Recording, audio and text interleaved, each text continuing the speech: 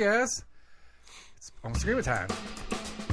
It's the end of July. We survived this summer, barely. I guess Delta is going to take over the world, and we're just going to have a repeat of last year. We'll fight about that here in a second. We're almost in agreement at gmail.com. You can find us on Facebook, Twitter, or YouTube.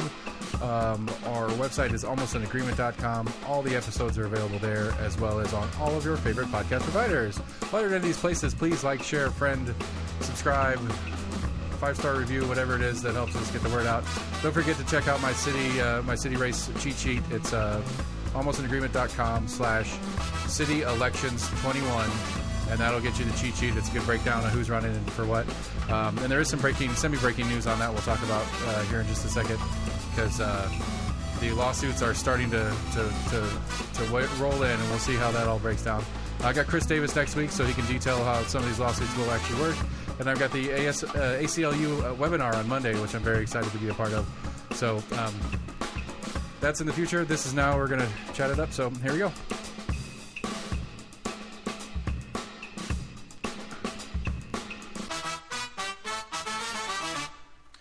You're doing a good job of timing that. I'm getting you're there. Talking all the way to close to the end. Now that I'm slowing down a little bit, it's a little better. So I got a screenshot of a whatever the court filing that there's a group or an individual. I'm not exactly sure how this totally works out. That's what I was saying. I need to talk to Chris Davis about. But Jim Klinaris is getting sued for campaign finance issues. Apparently, a business is allowed to donate as a business up to a certain amount. Once it crosses a certain amount, it has to be registered as a PAC. And then when it's registered as a PAC, it's obligated for some of the financial documentation and stuff like that. And so a couple of his business donors were exceeding that number and didn't file correctly, which seems funky to me. I don't know. I don't get it. It's in black and white. Huh? I said it's in black and white, I'm assuming. I mean, or else they wouldn't be able to file a lawsuit if it wasn't up to what's in black and white. I suppose. I just think it's an odd... I think it's an odd thing to screw up, I guess, is what I'm getting at. How do you, as the recipient of it, I guess that's the one thing I have a question on, is as the recipient of the donation, it's your job to make sure it is a proper donation. Him personally, or his, I'm assuming he has his treasurer, depends. His committee, okay, yeah, his what's the word I'm looking for? His campaign finance. Campaign, yeah. His campaign, basically, yeah. Yeah, and I don't know what they're, there's, back when we had Todd in here, Todd was my wife's my treasurer, but really it's just, we do all the paperwork ourselves. Right. So it's not like it's a specialty position that you have some masters in campaign finance as an employment title. Right. Some do, some don't, yeah. But, yeah, anyway. I got a buddy that's a controller up in Wisconsin. Comptroller? No, just controller. And I said, well, we're hiring a comptroller. And he's like, same thing. So here's what... They say comptroller? Because I need to go back and look at it, because I want to say you as an individual can donate $1,500 per cycle. So, for example, Jim Klinaris currently is in a primary. So if I wanted to donate $1,500 to Jim Klinaris in the primary, I could, and then I can donate another $1,500 to him again in his general run. Is that personal? I thought you said business. Right, that's what I'm saying. For a personal, that's the personal part that I'm pretty sure, if I remember correctly. But Tennessee Code annotated 210108C says corporations making campaign contributions totaling over $250 in the aggregate to candidates in a calendar quarter must register as a PAC and file campaign financial disclosure reports. So $1,000 a year. Right. And so that's what I'm confused about. It's because I can donate as an individual for $1,500, but my business can only donate $250? That seems well, you weird. Said $250 as per quarter versus $1,500 per campaign cycle, which is is $2 a year if you've got a primary. So you can do $3,000 as an individual, or $1,000. Right, $1,000 as a business. I don't know. I don't. Again, it uses big fancy legal words, so I guess I believe it. I don't know. I mean, I'm assuming this lawsuit's not a joke. But like, how is that even a lawsuit, though? Isn't that like you donated $251? I mean, I don't know, because again, like that's the weird one. It's like that's the whole. Seems like a black and white kind of thing. That's the whole Manus thing, though. Is that you don't have to be a Republican to run as a Republican unless a Republican files a complaint.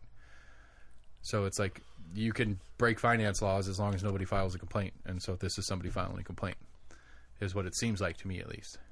So what does the lawsuit do? Just make him not be able to run? I don't know. We'll have to wait and see. Again, like I said, I'm looking like the timing on this is pretty good because I got Chris Davis next week. I don't know how much he knows specifically on that. But if there's an impending investigation, there's probably how much you can talk about it if it's an ongoing investigation. I mean, I don't know that if they have anything to do with it. Right, I'm saying I don't know the Election Commission has a role in that. Right. They could probably set you out with what the guidelines are. Right, other than providing the documentation that Clinaris and his team provided to the Election Commission because they required to. It's a mess. These city races are getting fun. Like, it's getting hot. I had... what was the meeting they had a couple days ago that you sent us the link on? Oh, that was it was just a community forum. It's the League of Women Voters put on. It's basically a community forum. Okay. Yeah, I mean a soft debate, for lack of a better word. Like everybody was invited to be there. None of the men too. Yes, none of the quote Republican candidates came for one reason or another. So Nick Cipero, Garrett Holt, Kim Smith, Elizabeth Murphy, and Clinaris didn't show up to it for whatever reason. Like, as stated at the intros, they had calendar conflicts, or nobody else had a calendar conflict for it. Everybody else was there. But I don't know. I've been talking to Elizabeth Murphy. I'm trying to get her scheduled. What's his name in District 1 will not give me the time of day. David Hayes. I got nothing. Come on, David. I know. We know you listen to the program. Maybe that's why he doesn't want to come on. Maybe. I mean, I certainly don't make anybody look any worse than they look naturally. I don't have the skills to make people look bad. So you're talking about if you come off looking bad on my show, it's because you look bad, not because I did some fancy, linguistic trick to trap you into looking like a moron. Our green screen ain't that good. But so what about this Delta variant? Well, I mean, it proves the efficacy of vaccines, I guess. That even with the vaccine, you can still carry and spread it around. So we're going to start wearing masks again.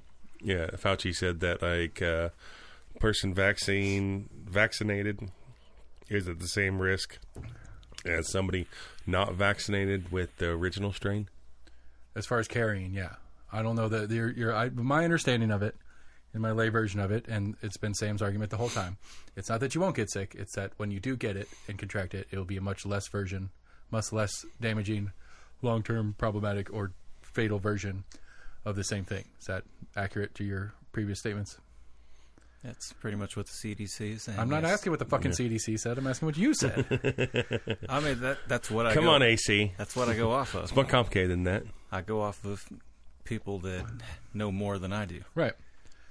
And so, I mean, again, it's the same spot that we've been in. It's does John Q. Citizen feel like the risk of the vaccine is less than the risk of contracting it naturally? Well, so this is... And it seems to me that about half of Knox County, at least, thinks the latter. So the other question that, the White House came out, what's her name? Because it's not president. Jen Psaki. Yeah. She was saying that they, across the country, 9 out of 10 people that are in the hospital or get to go to the hospital from corona are unvaccinated. So they're pushing that everyone needs to get vaccinated. But then what's the medical board over in Britain? The Royal Academy or the Royal Society of something or other. That they put out a thing that said 60% of the people going in the hospital, 6 out of 10 people in the hospital are vaccinated people. I'd heard essentially that they are not tracking specifically what they call breakthrough cases, which means if you are vaccinated, but you actually contract it or hospitalized for it, That's what it's a special term called a breakthrough case, where you have the vaccine, so you shouldn't be able to get it, but when you do get it, so it should be a subcategory. And I heard, and I don't know this for a fact, but I heard that the CDC and or local health departments are not tracking that number specifically. Which the only reason you wouldn't track that number is because you don't want to show that with or without the vaccine, you have the same odds of getting sick.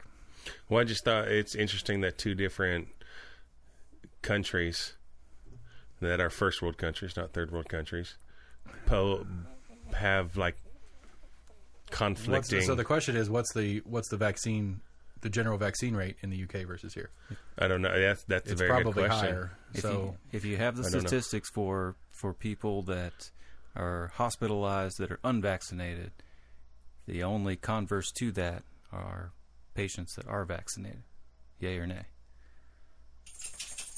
What?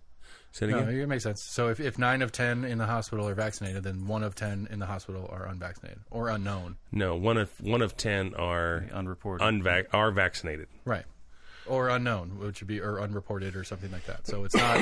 I get what you're saying, and you're not. I follow. Britain was the opposite. It was 6 out of 10 were vaccinated, where United States is 1 out of 10 are vaccinated. Right. But so it's interesting both ways. The other thing that was kind of strange is when I was down in New Orleans last week, I was sitting there, we were killing time, and I put on the local news, and they were talking. The governor was on TV talking about that. When I was down there, it was the worst state in the United States for the most probable that you'll get the coronavirus, which was interesting. But they had the state health guy on there, and he says that how they look at if your state is safe, they use 100 people per 100,000. If you're under that 100 mark, meaning somebody that shows up to the hospital in a week's time for the coronavirus, if you have over 100, you're not doing good. If you're under 100, you're doing good. And so Louisiana was at 175, so they were like, "Oh, we're the worst in the country." But they had the director of health for Louisiana, whatever, on TV, and someone asked him, "Well, what constitutes you to be counted as a number?" And he said, "Anybody that shows up to the hospital with corona-like symptoms." Which is, and then he listed them, and it was like nausea, diarrhea, everything, like feeling bad. And I'm like, well, almost everybody that shows up to the hospital is going to have corona-like symptoms. And I was like, how do you use that as a... Right. I don't know what benchmark you use. I would say you use benchmark that people that test positive for COVID. Right. I mean, I get it a year and a half ago when we didn't have testing capabilities where you can get make that leap. It's like, man, they've got a couple of the symptoms. Let's check that as one. But now with the ubiquity of testing, that seems a little odd that you don't actually do the test. No, it was just for data to be part of that number. According to the CDC, it was just corona-like, COVID-like symptoms, and I was like, when he said, if you're just feeling bad or awful, I was like, if you're going to the hospital, you're going to be doing one of those things. You're probably feeling bad or awful. I was like, ER, like, I got a headache. Well, that's one of the things, headaches. But like, I was trying to think, what would you go to the hospital? I guess a broken leg. You show up with a broken leg. I'm still feeling pretty awful. I'm just saying. True. This shit hurts. I really don't like the place that I'm in right now. I don't feel very good about it. I might lose my job. I might not be able to work. I don't know how this shakes down. No, I can't follow. Have you heard of all the stuff on the vaccine about making people sterile? No. So it's another rabbit hole. But somebody was saying that the vaccine showed a concentration in like women's ovaries or reproductive systems or whatever, and I watched this, like, it was kind of like watching the flat Earth kind of people. Well, and I'm like, so was it a worldwide? Okay, we need to lower the population. Okay, so we'll kill them off. Damn it, we didn't kill enough people, so we'll vaccinate them with to make people sterile so we can lower world population. Honestly, if that was a real side effect, it might actually increase the chances of me getting it. I can't get the time in my schedule to get the vasectomy that I've been working on for 2 years. I just can't find time to do it. So you might as well just go get the shot. Go get the shot, and then I don't have to worry about my vasectomy. Did I? So you guys been following the Simone Biles story? I'm really confused on this one. A little bit. Okay, I followed it, and I was kind of upset, like, I can't believe this bitch just quit on her team. And, there's all the Tom Brady references that running around, like Tom Brady quit in the third quarter, of the Super Bowl, like, blah, blah, blah. And so then you have the upside people like, oh, her mental health. But apparently she just quit for her individual. No. She quit. She was like... But she pulled out of the team. She pulled out of the team event, and then it allowed somebody else to be on the team. And as of right now, she is withdrawn from 2 of the 4 individual events, and there's 2 remaining that we don't know. She hasn't stated her intent on the remaining 2. Yeah, and so I don't care. I mean, if from the get-go of watching TikTok or whatever, people were acting like now the United States couldn't get a gold medal in the team all around because she quit on the team, and I was like, well, that's kind of fucked up. And then the more research I did, it was like, oh, she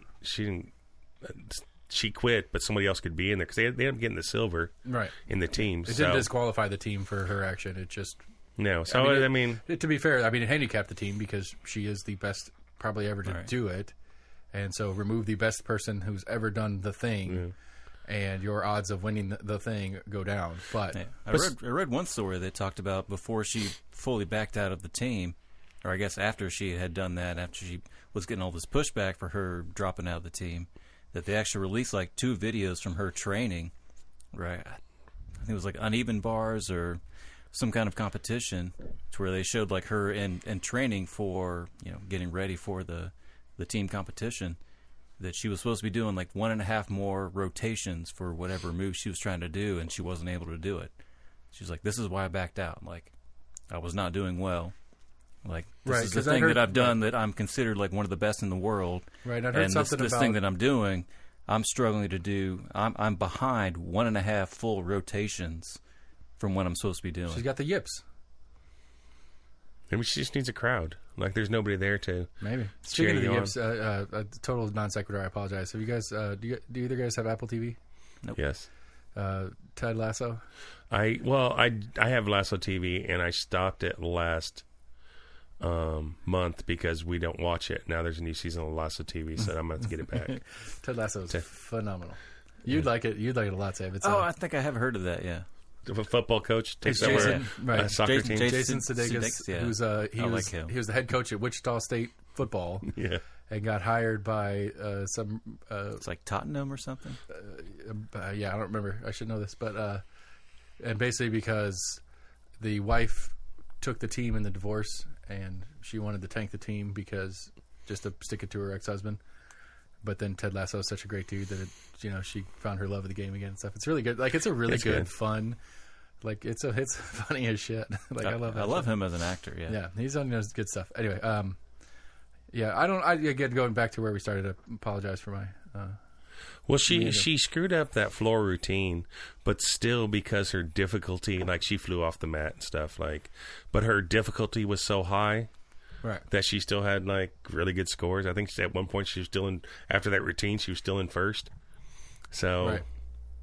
Yeah, I don't understand the. I don't know. I mean, I guess the thing to me is though, it's like I don't understand what this mental health thing is like, and it's none of my business per se. But I'm curious, for lack of a better word. Well, it's probably going to go back to. They're going to link it to the pervert that USA Gymnastics hired for. Doctor. Team doctor. Nasser? Yeah. Yeah. That inner vaginal massage was great therapy for 13-year-old little girls. Like, makes perfect sense. Yeah. I think it just comes down to she knew she was not in the right headspace to perform at her best. Yeah, I suppose. I don't know. It's just a weird, I don't know. It's a weird concept to me. It's like, I get that. I understand that. You know how your body is functioning. You're like, getting ready to go into the big game. Like, I can't do this. But it's still her slipping. Like, Brett Favre going out playing with the flu, was still better than the backup, right? Right. That, or just to say, that's the point. I mean, that's the point of the Olympics. That's supposed to be the point of the Olympics, is to say that I am the best in the world, and I'm going to show that fact. And yeah, it's a once in a. At this time, it was 5 years since the last one or whatever. But it's a once in a while event, and so sometimes the cards don't line up, and the one that is the best and supposed to be the best has a bad showing and doesn't get the gold medal, even though everybody talks about her as the best. But that's the point. The point is to show off the skill set and do it. And I think the only way you can call yourself the best is that if you're not just beating the other people, but the pressure of the situation. And so, and again, it's like, you can't do the thing, then tone it down. I don't know. Like, I don't understand that. Like, like I said, if she can't do the thing, she backed out of it. But this is, and I guess maybe where I'm confused here is I don't understand the rules of gymnastics. Like, it's not like they're redshirting her for it. It's like, okay, we'll try again next year, and maybe we'll award you the gold. No, she's saying it'd be 3 years. in this specific, right? That's what I'm saying. It's not like she can be like, well, can I try again later, and you guys just qualify me on it then? She's saying in this right moment, like, I've got the competition to do tomorrow. I've got to do this tomorrow for the Olympics. But I guess what I'm saying is I don't understand the game. Like, she's a rotation and a half short on a thing. Is she required to do this thing at that many rotations and a half, or is that a choice of a choice of the routine? Like, why isn't she adjusting her routine because she's incapable of something she's been able to normally do? Was what I'm assuming was what she was practicing. Something she's normally does. Something she has planned for her routine, in which to win at a high level. But then again, the question to me is that, is it a mental issue or is it a physical issue? Because gymnastics, like it or not, she's 22 and that's old as fuck for Olympic gymnastics. Kind of one and the same. Well, it's changed. Like, so gymnastics used to be scored on a 10-point scale, and you had a routine, and I think there was requirements for. And I'm not a gymnastic expert, but there were certain things they had to do. But then people were adding a lot more shit, and they were like, we can't just have this scale, so they added a difficulty. So you submit your routine, and they say that routine is 8.8 difficulty. And then you have how you perform that routine. And then it multiplies by, right. Yeah, and it adds it, and you come up with 16 or whatever the score is. But if you have, it's the same thing as in figure skating. So if they have they're supposed to do so many, I don't know, flips in the air or whatever. If they don't do those flips, they'll lower their difficulty score back down to what that routine, right? What the routine they actually did. Right. And so the same thing in gymnastics. If she went out and she didn't do that twist and a half, they might lower her difficulty from an 8.2 to a 7.4 because she didn't do that. Right. And I mean, I get that makes sense. That I totally track that. But the mental health and physical health being the same thing, she's physically incapable of doing what she wants to do is different from she is mentally incapable from doing what she wants to do. Yes, I would agree with that. Those are two different things. That's my question. Again, this is such a dumb thing to talk about because I don't know shit about gymnastics. But it's just like that's what confused. That's where I'm confused on it. Is that if it's she physically can't do the thing that she thinks she can do or she used to be able to do, is it because of a physical thing or a mental thing? And that's not necessarily the same thing. And that's my curiosity. Is it being set as a mental health thing because it's easier, or is it because it actually is a mental health thing? Well, at first they reported it as an injury, and then they came and changed it. Said it wasn't she wasn't injured. It was a mental health. Right. Again, I don't. In the grand scheme of things, it shouldn't matter. But Bill Maher had a good bit on the opening ceremonies. You see that? No.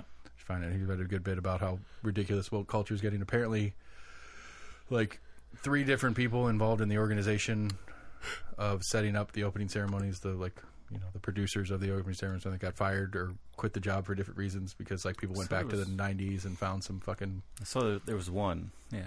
Yeah, he referenced 2 or 3 different ones, but it was like the director, the guy that was in charge of getting all the parts and pieces and the people and the places and the lights and the sound and all the stuff. They found something from 1994, some anti-Semitic statement from 94 or something like that, and he quit. And it's like, this is the world we live in. And again, it goes back to my main complaint. It's like, these are the things that are supposed to be like, I don't know. I just can't. I acknowledge that I have a want and need for escapism, and sports is one of the places I traditionally go for that. Like, it's one of the reasons I like football is because for 3 hours, everything I've done all week, whether it's work or politics or anything else, doesn't exist because I'm watching a football game, and I don't get that anymore, and that's what drives me fucking crazy about it. The Olympics are the same thing. Like, that's whatever. You can't do it anymore without adding in politics. And to be fair, especially in the Olympics, there's been a number throughout history that have been some pretty giant political moments. You had the Berlin Games when the Nazis were doing it, and that whole thing with what was the guy? Was the track guy, U.S. track guy, Jesse Owens? Yeah, that really pissed Hitler off because a black guy beat his Germans in track, and then you had the other one in the 50s or 60s in the civil rights era and stuff like that. That was a big deal. Well, I don't know why you have to mix stuff that has nope. I was listening to what's his name, the majority Senate leader. What is his name? McConnell. Mitch McConnell. Oh no, majority. It's not McConnell anymore. It's Schumer. Right? Yeah. Amy Schumer. No, Mitch McConnell and Mike Schumer. Chuck Schumer. Chuck Schumer. He was talking about the legalizing marijuana bill, and was talking about, and I was like following him. I'm like, yeah, I agree. We should legalize marijuana. And he's like, we need to expunge low-level marijuana things from people's records. I was like, I'm with you. He was talking about it. He's like, there's all these states that are legalizing marijuana, and I think we need to have a federal bill, and that's the bill that they're presenting for that. And I'm like, I'm following. He's like, and we need to make sure that people of color can get business ownership. And I was like, we're talking about legalizing marijuana. Why are we bringing in race into this discussion? This is not a race discussion. This is not a business owner discussion. But to be fair, it kind of is, because the war on drugs as a whole has been specifically, if not directly targeted at, but specifically damaging to the POC community, for lack of a better word.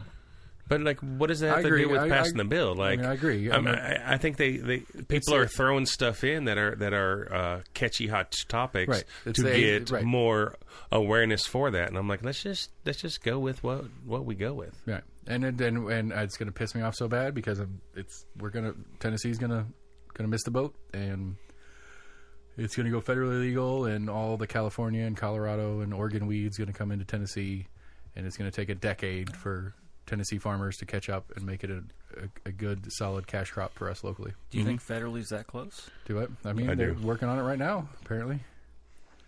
I mean, I still don't think. To be fair, I don't think it's that close, because I don't think it's an issue. I don't think it's an electable issue on either side, and so enough people are going to lean back into some traditional, or they're going to lean back into their big pharma checkbooks to say no to it, because there's other people that have more impact on these voting representatives or senators, for this matter.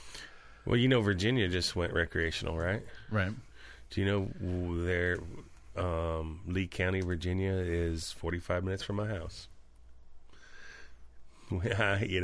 Is that something? Business in Lee County, Virginia, right there at the I think Tennessee, Kentucky. I think when they originally passed it wasn't going to go into effect until like 22 or 23. I don't know when it goes. The governor's trying to expedite that. Yeah, I'm in Lee County. Here we come. I hear what you're saying. That's what I'm saying. I think I heard the governor was trying to expedite it and at least go ahead and, like you were saying, expunge records to get that kind of off the books. We have a particular one that's in process here in Tennessee, which I find particularly frustrating. So, fun process that I've learned through doing the show and talking to people is, so last year being the anomaly with the pandemic and all that stuff, we have all the actual work in state government happens first half of the year, first third of the year. So all the bills get on the table, everybody argues, blah, blah, blah, vote pass, stuff comes into effect July 1. But so from July until the end of the year, those state reps and state senators that are still working on stuff are basically prepping bills and prepping items and doing this, that, and the other. Then they kind of go, they meet and they go through a process and get a, grab me one too, please. They go through a big process and do all the different things. And so that they'll be in session in January of next year. So, like right now, I can't remember who's putting it in, but they're putting a ballot initiative in so that on our 22 ballot, which is already going to be massive, is going to have a poll question. I saw that, yeah. And so, like, I was reading up and I was like, cool, somebody's into it. And then I was reading what it actually Yeah, the poll has little to nothing. It's right. It literally says, do you want medical marijuana in the state of Tennessee? Do you want recreational marijuana in the state of Tennessee? Do you want decriminalization of Tennessee? It's going to be a 3-part question. Just kind of and it's literally an official survey. It's right. It's literally a survey that at the end of after that gets balloted with everything else, then the state house or state senate or whomever will have this data to then come in their January of 23 session to debate on whether or not they want to make it a legal thing or not. Right. What they need to do is they need to have the question reworded. I'm sure it'll be worded worse than what I said. Will you vote for somebody that is pro-legalized marijuana? Again, that's the whole catch to me. I think no matter how you slice it, it's not an electable it's not an issue that's going to get you elected, nor is it an issue that's going to keep you from getting elected. Whether you're pro or con as a candidate. I don't think so, because you would have all sorts of people coming out of the woodworks that don't care. Like my wife. She'd vote for somebody just because they're legalizing. For every one of those, you're going to have one that's like, I can't vote for you for that. You think? I don't think so. I don't know. I just don't think it's. I don't think there's enough. I think you're under. There's more apathetic people. They're like, right. I've got other things to worry about other than just. I think you're overselling it. That there are enough of your wives out there that will come out and that it's going to be that the numbers, the total numbers of elections aren't going to bump up enough to make a difference. I don't know. I might have voted for Marsha Blackburn if she was big on the legalization of marijuana, she's the devil. I guarantee you. Actually, I don't know. We'd have to go back and look at it, but I'm pretty sure. I'll bet you Virginia Couch, who ran for District 18 against Eddie Manis, was pro-weed. I would say any Democrat that ran in Knox County was pro-weed on some level. And they didn't get elected. No, but I'm saying that's other than Gloria Johnson and Sam McKenzie. But I'm just saying, but I don't think they got elected I don't think Gloria Johnson got elected because she's pro-pot. She got elected because she's a big middle finger to the state of Tennessee and how it works. And the people in her district like that middle finger concept and are on it. I think she's great. I'm not talking bad about Gloria. She's been she's one of my top guests in here. She was fun to have. Thanks, AC. You did a good job putting that together for me. He did a great job doing it. But because they're like close. They're super tight. Super tight. But I just don't think I don't think that's. I don't think there's enough people that would make a difference on. Unless you ran as that is your number one only issue, everything else you're wishy-washy. You're good on this. You're going to pander to whatever. I just don't think there's enough people that it's that important to. I think Sam's right. I think it's literally most people are apathetic. My dad being a perfect example of it. We were on vacation and we were talking about pot and my own dad or whatever. And he's like, I don't fucking care. So I just don't care. It's not important to me. I don't care either way. I don't care if people do or don't do it. And so you take a guy like my dad, who for the first time in his life didn't vote for a Republican for president because he couldn't vote for Trump again. But he's not gonna, vote for. He's like, he's District 18 as well. He was if Couch made it a big issue to be pro pot, my dad is not voting for her because he doesn't care that much about pot. He cares about all the other issues that Manis and or her line up on. I got to get Eddie back on the show. I'm going to try to get him to run third party next time. He's not going to have a choice, actually, likely. I don't think he's going to have a choice. If he wants to keep his seat, I don't think he's going to have an option to run as a Republican again. I guess I could ask Matt Shears if he'll let him be a Democrat. Matt told me point blank on the show, he's like, he sure as shit ain't a Democrat. And I was like, well, apparently he's not a Republican either, so I don't know what else you want to say. So it's I don't know, I really don't, I like it. The more he pisses everybody off, the more I like Eddie Manis. I just really do. I think that's the future that I hope for. Less completely 100%. I'm a party player because I don't like it. I hate the idea because both Matt and Randy have said the phrase, "We are the gatekeepers for your candidates." It's like, who the fuck are you to make that decision for me? Right. I'm not part of your party. I don't want anything to do with your party. So how do you guys get to make that decision, and I have to deal with the consequences of your decision?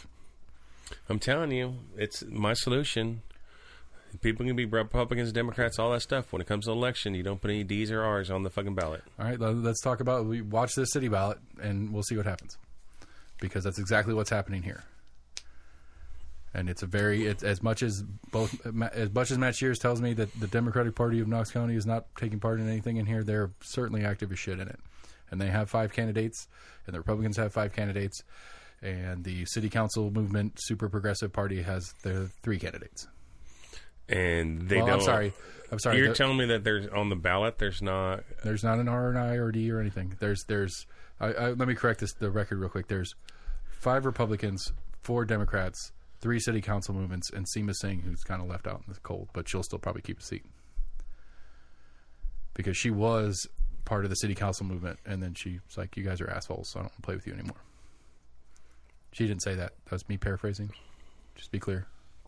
She said it. We heard her. She does she's not like the ideals. She's down with the ideals. She's just not down with their method of getting their ideals accomplished.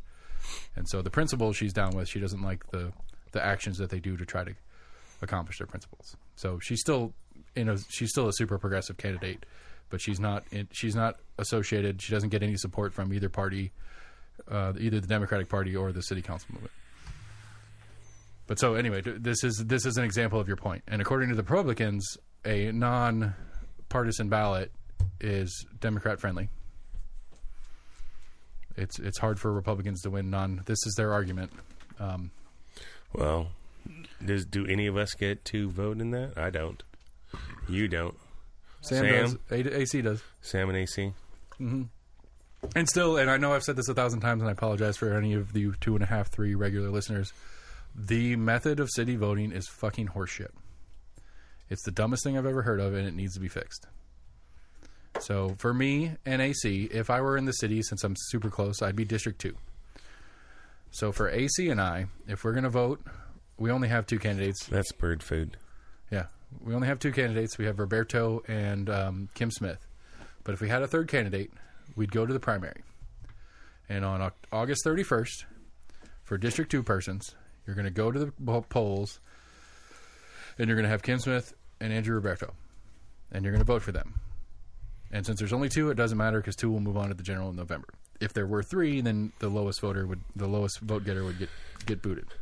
So when you go back on November 2nd, I think it is, for the general, AC is going to go to the ballot box here in District 2, and he's going to vote on District 1, 2, 3, 4, and 6. And that's going to be the same thing. So literally the primary gets you your top 2 candidates, and the general, the entire city gets to vote for each one person for each district.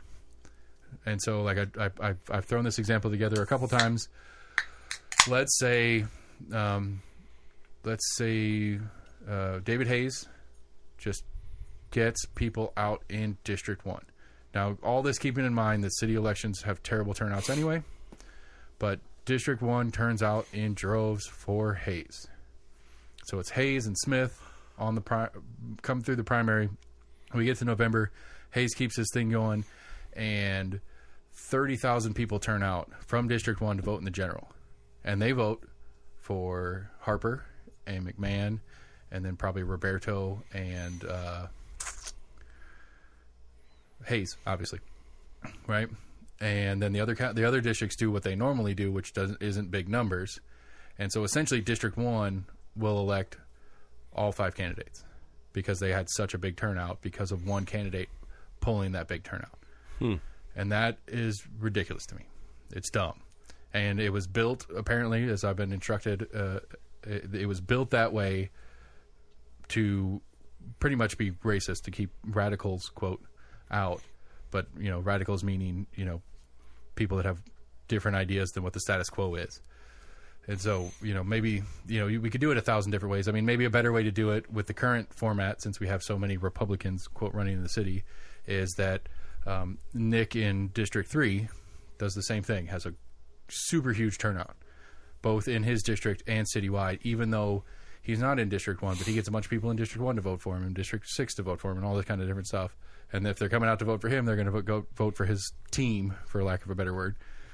And then the city council is going to make a huge change because one district or one person turned out a lot of people for his team. So it's stupid. I mean, it's just dumb. I don't know how else to describe it except dumb. Crazy. And I mean, to be fair, Nick probably put the best example on it. It'd be like us doing a primary for Blackburn and whoever Blackburn was running against, and then the entire country getting to vote on who Tennessee's senator is.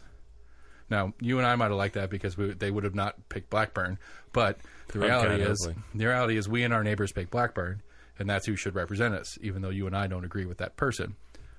Not California, New York, Chicago, or Illinois, whatever, all getting to have a voice on our representative. That's essentially what the city does, is that everybody gets to pick. Because, they make laws for all of us. Well, that doesn't make... I just think it's dumb. Yeah. So... You want some PSAs? All right. So, for all of you Facebook Marketplace users, this is important stuff. Highly politically charged. It's important. Yeah. So, I just got... We've been 41 minutes in. How many messages have you gotten? 6. So I'm selling a motorcycle. Just give you a heads up. I'm selling a motorcycle that's broke down that my brother-in-law left at my house. And I was like, sat there for about a year. And I said, well, what are you doing with this motorcycle? And he was like, oh, no, maybe I just take it to dump. Doesn't work. So he's going to take it to the dump. So I offered to buy it off him for $200 in the idea that I was going to get it fixed up and working. It's been 3 years now, and I'm like, fuck it. I'm just going to sell it for the $200 I paid for it. So I posted on Facebook Marketplace. Yeah, a fucking motorcycle for $200? What are you expecting? What are you expecting for a motorcycle? Lot. For $200? Yeah. You're not expecting much. I put it in the post. It does not run. I don't have keys for it. I don't have a title for it. You get it fixed up, you can go and do a lost title, and they'll put a new title on it. No big deal on that part. But, if I post it, and it says it's for sale, don't text me and say, is this still available? If it wasn't available, it would not be up. And Seth had a thing to that we were talking earlier. I mean, some people assume there's some kind of lag time of posts still being up after. Well, Facebook doesn't help, is what my point was earlier. It's because Facebook, when you're going through Marketplace on Facebook as a consumer, and you see something you like and you click on it and you read more information on it, and you say it gives you a button that says message seller. You say that, and then it gives you is this still available? It gives you you just click them instead of typing anything. Yeah. It gives you a shortcut of clicks, for lack of a better word. So here, I'll do it while we're talking about it. That's not necessary, but okay. Showing you so. I don't know. That's some online bullshit. Just like everything else, it gets ruined. Jump set. There you go. But if you click message on the person, I'm interested in this item as an automatic thing to say. Yeah, but you can just type something and not type the other thing. So the question, this is the thing. Don't say, is this available? And then I say yes, and then you don't say anything ever again. If you're interested in it, there should be a follow-up question. If you're not interested, don't even ask if it's available. That's number one. Number two, read the post. Yeah. Read the post. Don't ask me what's wrong with it. When I said in the post, I have no idea what's wrong with it. I just got this message that said, sir, what is the displacement of the engine? I have no fucking clue what that even means. I mean, I know what it means. If I'm a person that does not know what's wrong with this vehicle... Do you think you're going to know what displacement is? Explain what's displacement. I mean, it's have you already put the model number and everything in there? Yes, I didn't know what it was at all. That's something they could look up. I didn't know what it was, and I posted. I have no idea even what this is. I know it's a Suzuki because that's what it says on the side of it. Other than that, and a guy's like, "Hey, text me a picture of the plate on the engine." So I text him a picture. He says it's an 81, a CZ 750. So I changed the post to say 81. Suzuki CZ. I would assume 750. So that's all in there. 750 cc engine. I would assume is what that is. Is that what the Rated at or that, is yeah. that what displacement means? So right. So like in American, it's liters, right? Or what is an American engine? We don't do cc's. It's a cc's. Yeah, we do cc's, 750 cc's. well, but you always say like it's always like a it's a 5.2 liter Hemi, right? Motorcycles are cc's, Right. What I'm saying it's but see like it's but was it not Bernoulli? Who's the who did the Eureka? Imperial? Oh, Epicurus? No, that's not Epicurus. But it's the displacement. It would be if you took a bucket of water and you set a thing in it, how much when the water raises, how much water raised, and then you measure the volume of the water raised, and that's how much volume. That's Epicurus. The volume. Yeah. So that's displacement of the engine. Yeah, when you get in the hot tub and the So water you wanted me to raises, take you say that Eureka. engine and set it in a bucket of water? Well, no, and it's generally a known thing once it's produced. Oh, okay. But I'm assuming it's a 750 cc because that's in the model. Well, it's in the description. That's the other thing is don't ask me questions about stuff that's in the description. When I sold my food truck, I had people come out to my house and go, "Oh, you sold your food truck? We have a thing coming up. You should really, yeah, AC. Do you need the food truck? Because you just asked me last week, or you asked me 2 days ago, if I can do an event for you. You know, he's not one of our 3 listeners, right? No, he's not. But like, don't ask stupid questions. Like, if it's in the description, read the description before you message somebody. And also, don't post what's the lowest you'll take, because I already posted the lowest I'll take. It's $200. How much lower do you want me to go? Yeah, It's a exactly. fucking motorcycle. It's a $200 motorcycle. What do you think? All right, so let's. I mean, I don't disagree. These are quality PSAs. People out there, you're welcome for this new knowledge you contain. So, if you're a buyer in it, right, and they say $200. Now, I'm not questioning this. I'm not taking back. I'm not pushing back on your PSAs. I'm just talking about like general purchasing etiquette. You're gonna try, right? No, I agree. So, like like, you text me, hey, will you take 150? Right. Don't just go off and say, what's the lowest you go? I've already made my offer. My offer is $200. Now it's your option to Right. It's too much. offer something less. Too much Pawn Stars. People watch too much Pawn Stars. What's the lowest you'll take? Like, what are you offering? Exactly. I'm telling you what I'm offering. What's the lowest I'll take? $200. That's what I posted it for. Right. So, okay, second PSA has nothing to do with the good old Facebook. Okay. Do people not know if a light goes out and like they're flashing yellow and the other ones are flashing red, what that means? Some don't. Like yellow means caution, the light's out, but you continue. Red means it's a stop sign. Right. But just here at the corner of your house over here, flashing right there by the mall. Really? And people they're out there working on it. Okay, that's right. People were stopped. Like, my light's red, and I'm stopped, and all these people come up and stop. And I'm like, you don't have to stop. Third PSA, if you're driving down the highway and they say there's a lane closing, you don't have to immediately get over. And you don't have to drive in that lane and block traffic because you don't want people passing you. Because the Tennessee Highway, whatever, they have engineers that know what they're doing. That said, they said that where they said it. They've came out and said, go to where it merges and zipper in. Everyone merges when it says a mile. Right. If we wanted you to merge a half mile earlier, we would put the merge in. You're supposed to go all the way up to the front. Right. That's a weird one. I get it on both sides, but I agree. Like that again, it's assuming, and maybe this is a better way for me to say it, is assuming these people actually know what the fuck they're doing. Then yes, go all the way to it. Being in those situations where you've got like a 4-way stop, or you've got a blinking red one way, a blinking yellow the other. It's tough. If I'm in a situation to where everybody's slowing down and I realize that the people that are in like that blinking yellow are totally fucking backed up, like I'll give them a chance to like, hey, let's go. Right. Because I get it. I've been in a situation where I've been behind some people that are in that blinking yellow, to where like the 2 or 3 cars in front of me are going and the guy next to me is still going. I'm like, all right, well, I might as well like keep going too. You're supposed to go, yeah. This is why we need more roundabouts. But I try to gauge, like I like roundabouts. Where it's backed up at, and like, all right, that side's obviously like really backed up. Let's give them a chance to go. I mean, there's 2 cars behind me, and there's 15 cars behind that guy. It's a failure in the idea of how we work traffic system. I mean, it just is. There's no way to immediately dispatch someone to do. Was it Morel and Kingston Pike? Yeah. Yeah, because Morel and Kingston Pike right there. You've got Kingston Pike's got 2 lanes going both ways. No, not Morel and Kingston Pike. The next one up, where you got the back way. It's Gleason and Morel. Okay.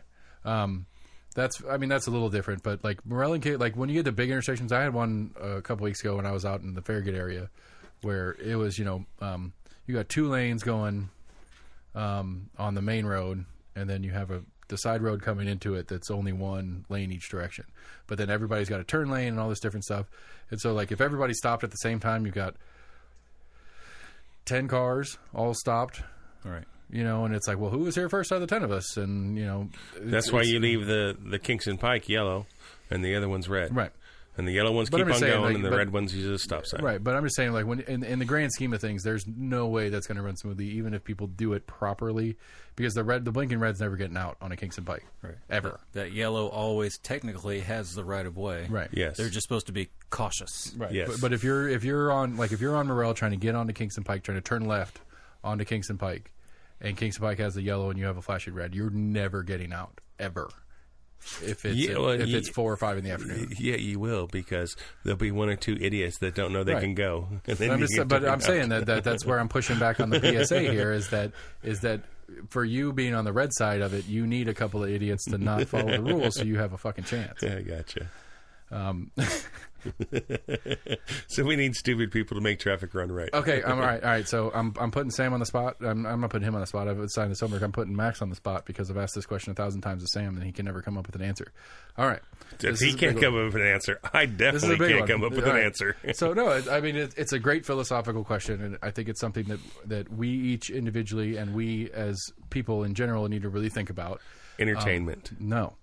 We've had that episode. It's out the door. What is the role of government in your life? What should it be? What shouldn't it be? And it's not what it is now. So the premise of the question is that if we had a big dry erase board on the wall and we had a flow chart of what government is currently, we're erasing the whole fucking thing and starting over. What is your image of that? How should that be set up? What makes more sense to you moving forward? Or maybe not moving forward, but as a direction to move towards in what's currently happening. Military. To what end? Because this is important. Like specifying the end of the point is important to me too. Oh, well, I think defense of our country. I mean, that needs to be something the government handles, and not, California is defending their borders, and who cares if Oregon gets invaded? So we need to protect the country. I think. But so I'm making notes here because it's important. I thought my homework was to figure out what the city government should do for me.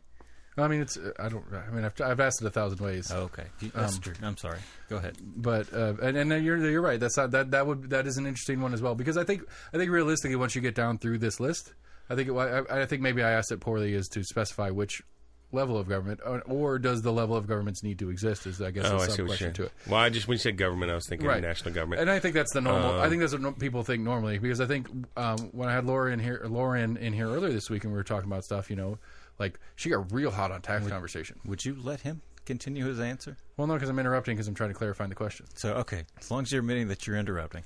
I mean, I'm pretty sure we're pretty clear that that's most of what I do on this show. He wanted me to say one thing so he could talk. Yes. No. Okay. Fine. Finish. Fine. Fuck. All right. So federally, since you started it federally, go ahead. And I like continue. this. Yeah. Federally. Military, immigration. But okay. I'm interrupting again. So on the military part, because I think your second statement falls inside. But it's unified defense. It's to keep out what we don't want in. It's to protect us in our operations. Yes. It's not a go places and do things. Well, sometimes you have to go places to do things. Okay. Sorry. You don't have the border security was the second one? Well, no, I said immigration. So that deals with, people flying in from other countries, all that kind of stuff. Nationally, government land. That land that's owned in states, so government parks and government facilities, that needs to be maintained by somebody from the government. That's about it. Okay. Dig it. Sam, you got any answers to that? Your version of the federal government?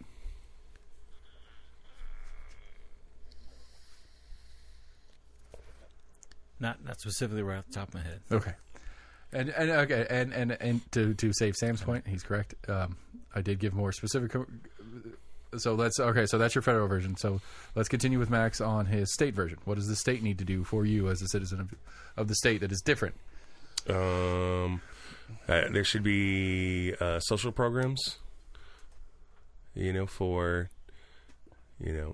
low income, unemployment, healthcare, stuff like that. Okay. I think they need to statewide some kind of security for the state. What do you mean? Like a police, like you have highway patrolmen, stuff like that cover the whole state for state highways. I think they should manage. The state should manage state highways. So let's see what else they should do. Manage state parks, regulate hunting.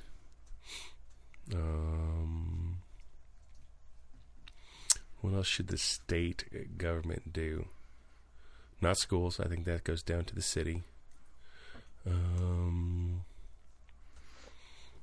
Major businesses, I think. What do you mean?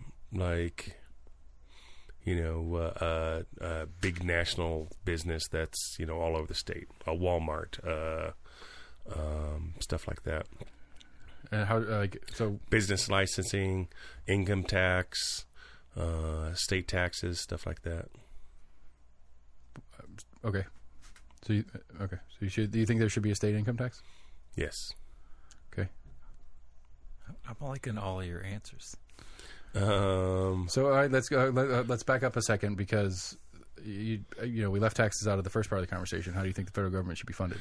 Well, there would have to be some kind of tax to cover three things? Three things. Unified defense is what I listed it as: immigration and federal land. Yes. Okay, and local. But okay, sorry. How does the federal government get funded? Because you said there has to be some federal tax, yes, to fund that for sure. Or you can have just a higher state tax, and each state pays a percentage of their tax they get at the state level that goes to the federal level. Okay. Either way, it doesn't. I think I kind of like that more statewide. I was trying to figure out how to do this. All right, I apologize. Sam, will you please drive me a beer? What you want? I don't know, whatever. Truly. Yeah. Don't give him my beer. Don't give him others' beers. Yeah. Give him those Trulies. He's trying Max to get has the thin. real beer. I'm digging seltzers. I'm also getting rid of shit that doesn't sell in our store because what you drink does sell. Anyway, all right. And then local. You already said schools. Local schools, local police department, local fire department. Obviously, city council, stuff like that. They got to pay for that. All right, and local roads. All right. So okay. Local parks. So I mean, I see a clear distinction on a number of things. I mean, everybody has their own version of defense.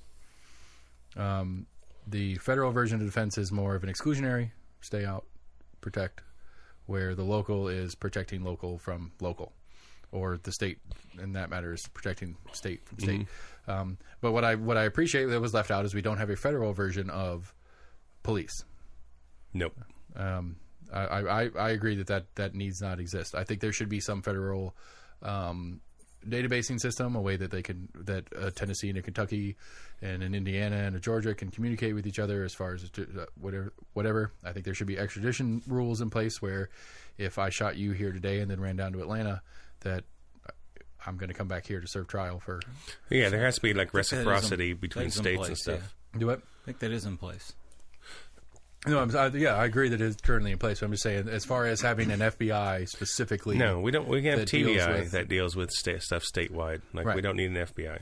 I think that right. I agree that we definitely don't need an ATF.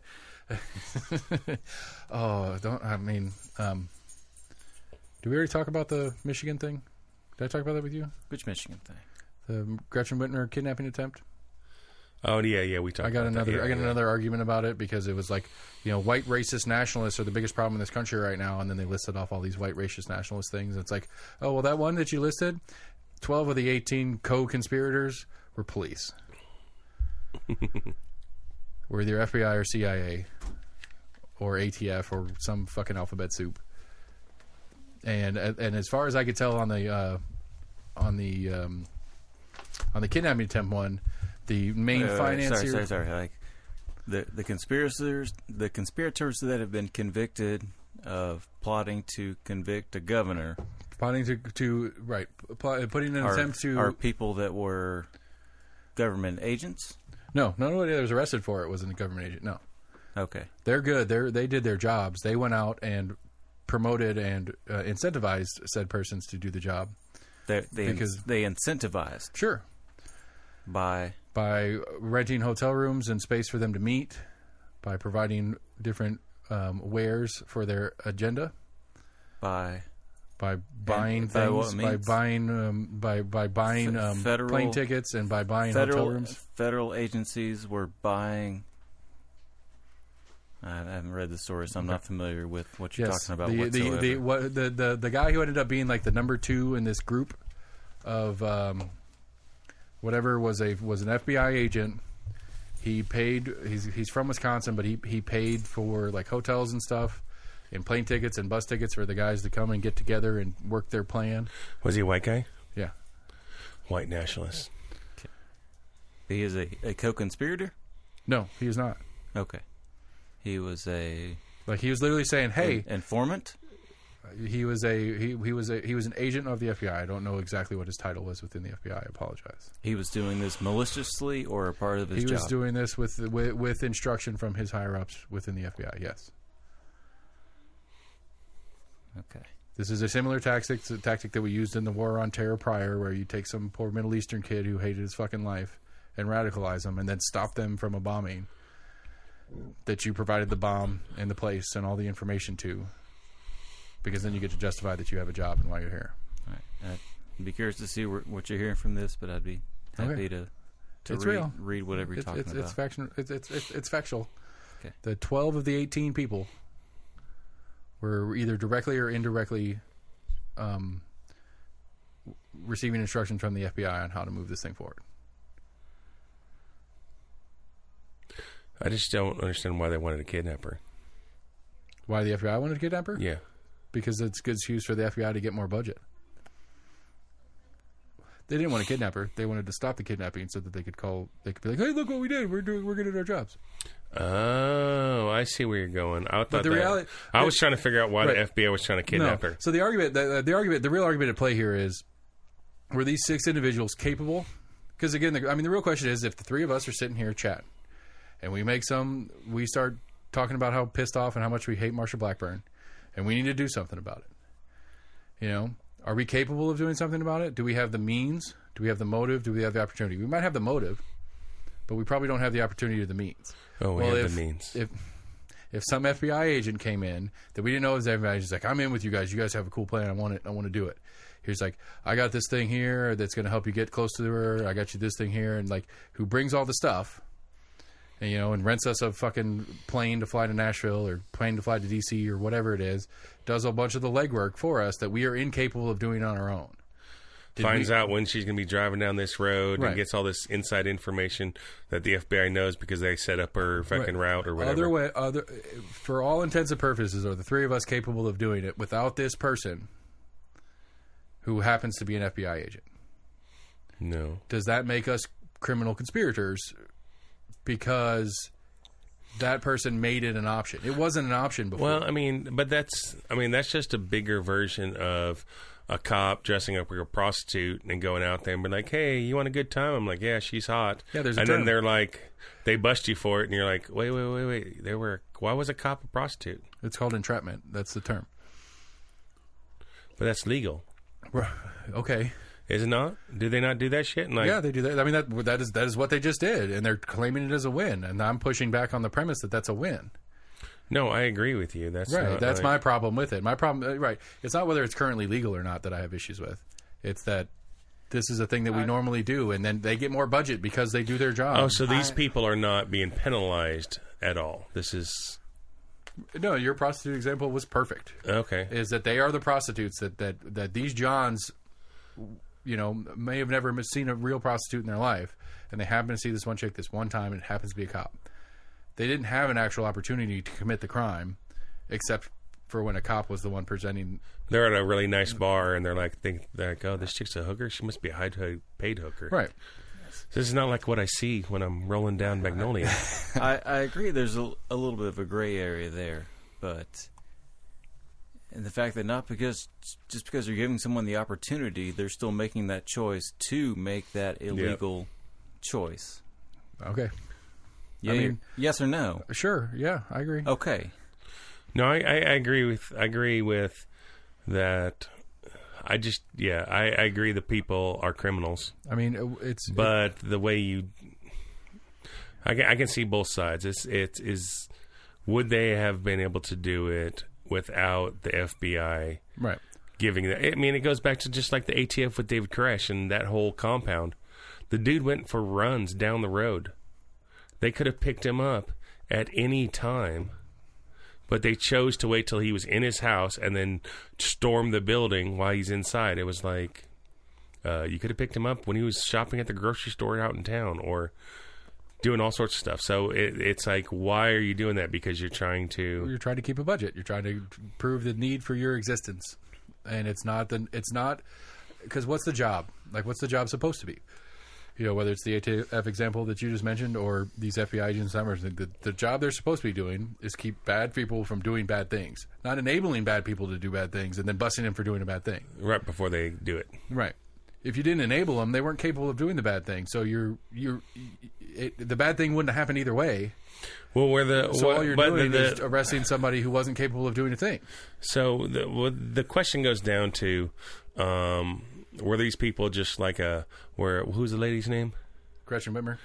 Gretchen, where they were like an anti-Gretchen, and they were like, "Oh, we need to do whatever it takes to get Gretchen out of office," blah blah blah, and then they approached them with it, or were these guys like, "Could we catch it, Gretchen?" And then they were Google searching, how to kidnap somebody, and then the FBI stepped in and was like, "Hey, let's see how serious these people are," and then give them some more stuff to see if they were serious about doing it, and then busting them. Or was it they were just an anti-Gretchen website, and then they approached them and said, "Hey, you guys want to kidnap her?" And they're like, "What?" And they're like, "We got the ways to kidnap her." That's different than them having the want to do it and not the ability to do it. So I think you'd have to go down that. I mean, I follow what you're saying. Road. I 100% follow what you're saying, but I don't know that it's. On my prostitute analogy, it would be different. A guy sees a girl on the side of the road. He pulls over, starts talking to this girl, and she ends up being a cop and he gets busted. Or the guy's walking down the street, minding his own business, and this girl comes up to him and is like, "Hey, I'm a prostitute. You want to have sex?" And talking him into it. He's like, "Okay, she's good looking. I'll do it." That was different. He was approaching her. She was approaching him. So that's a little bit different. Right, but I guess where the nuance of the situation that I see it is that who took you to the street where the prostitutes are? You didn't have the means to get to the street in the first place to even pick up a hooker, or be walking by and a hooker come up to you. Like you didn't like that's where my so a taxi took that said person to a street. Right. Yeah, I mean, if you want to call it a taxi, but a taxi paid for by somebody else, whatever. I mean, some guy comes to your house, be like, "Hey, let's go down to the street or whatever, and go party or whatever." There's some really good prostitutes over here. Come on. Right. I'm sitting That's in what my I'm saying. living room. That's the difference to me is that like I get what you're saying on it, but I think the better analogy, keeping with the prostitute thing, is that you weren't going to be on the street in the first place to have one wander by you to try to pick you up or to go and actually do it. Because again, same thing. We're sitting here in the house and go, hey, let's go pick up some hookers. Well, I'm hammered. I'm not driving drunk. You guys are hammered. We're not driving drunk. But somebody, some cop shows up and takes us to hookers, and then arrests us for going to hookers. Right. That's where it needs to be. Well, that's where it doesn't make logical sense to me whatsoever. Because I'm sorry, I mean there are quote unquote escort services, but your example of a cop picking someone up to take you to an area to go pick up prostitutes.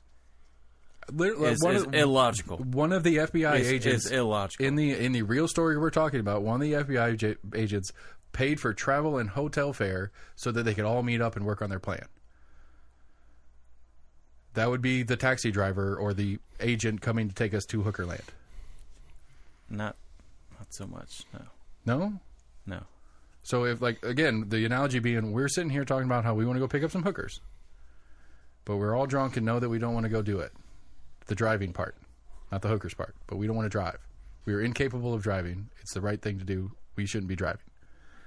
But then some pimp comes and takes us there because we had a thought on it.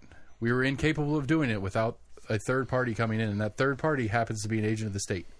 A cop pimp comes and picks us up and takes us to his hookers. We were incapable otherwise. I didn't have the means for a plane ticket and a hotel room in whatever place that we planned on meeting at. Well, if we wanted hookers and we didn't have the means and they facilitate it, is different than the FBI talking us into having a meeting, a kidnapping plan. If we didn't have an idea to kidnap this lady and then the FBI came to us, which we didn't know was the FBI, and was like, hey, you guys want to kidnap her? I got this great idea.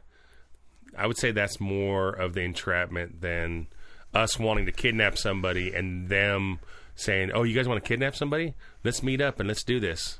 And then go through a plan. That's a little different if you have the means, if you have the idea to do the crime versus somebody giving you the idea to do the crime. Hey, I don't here's disagree, not an area to commit the act.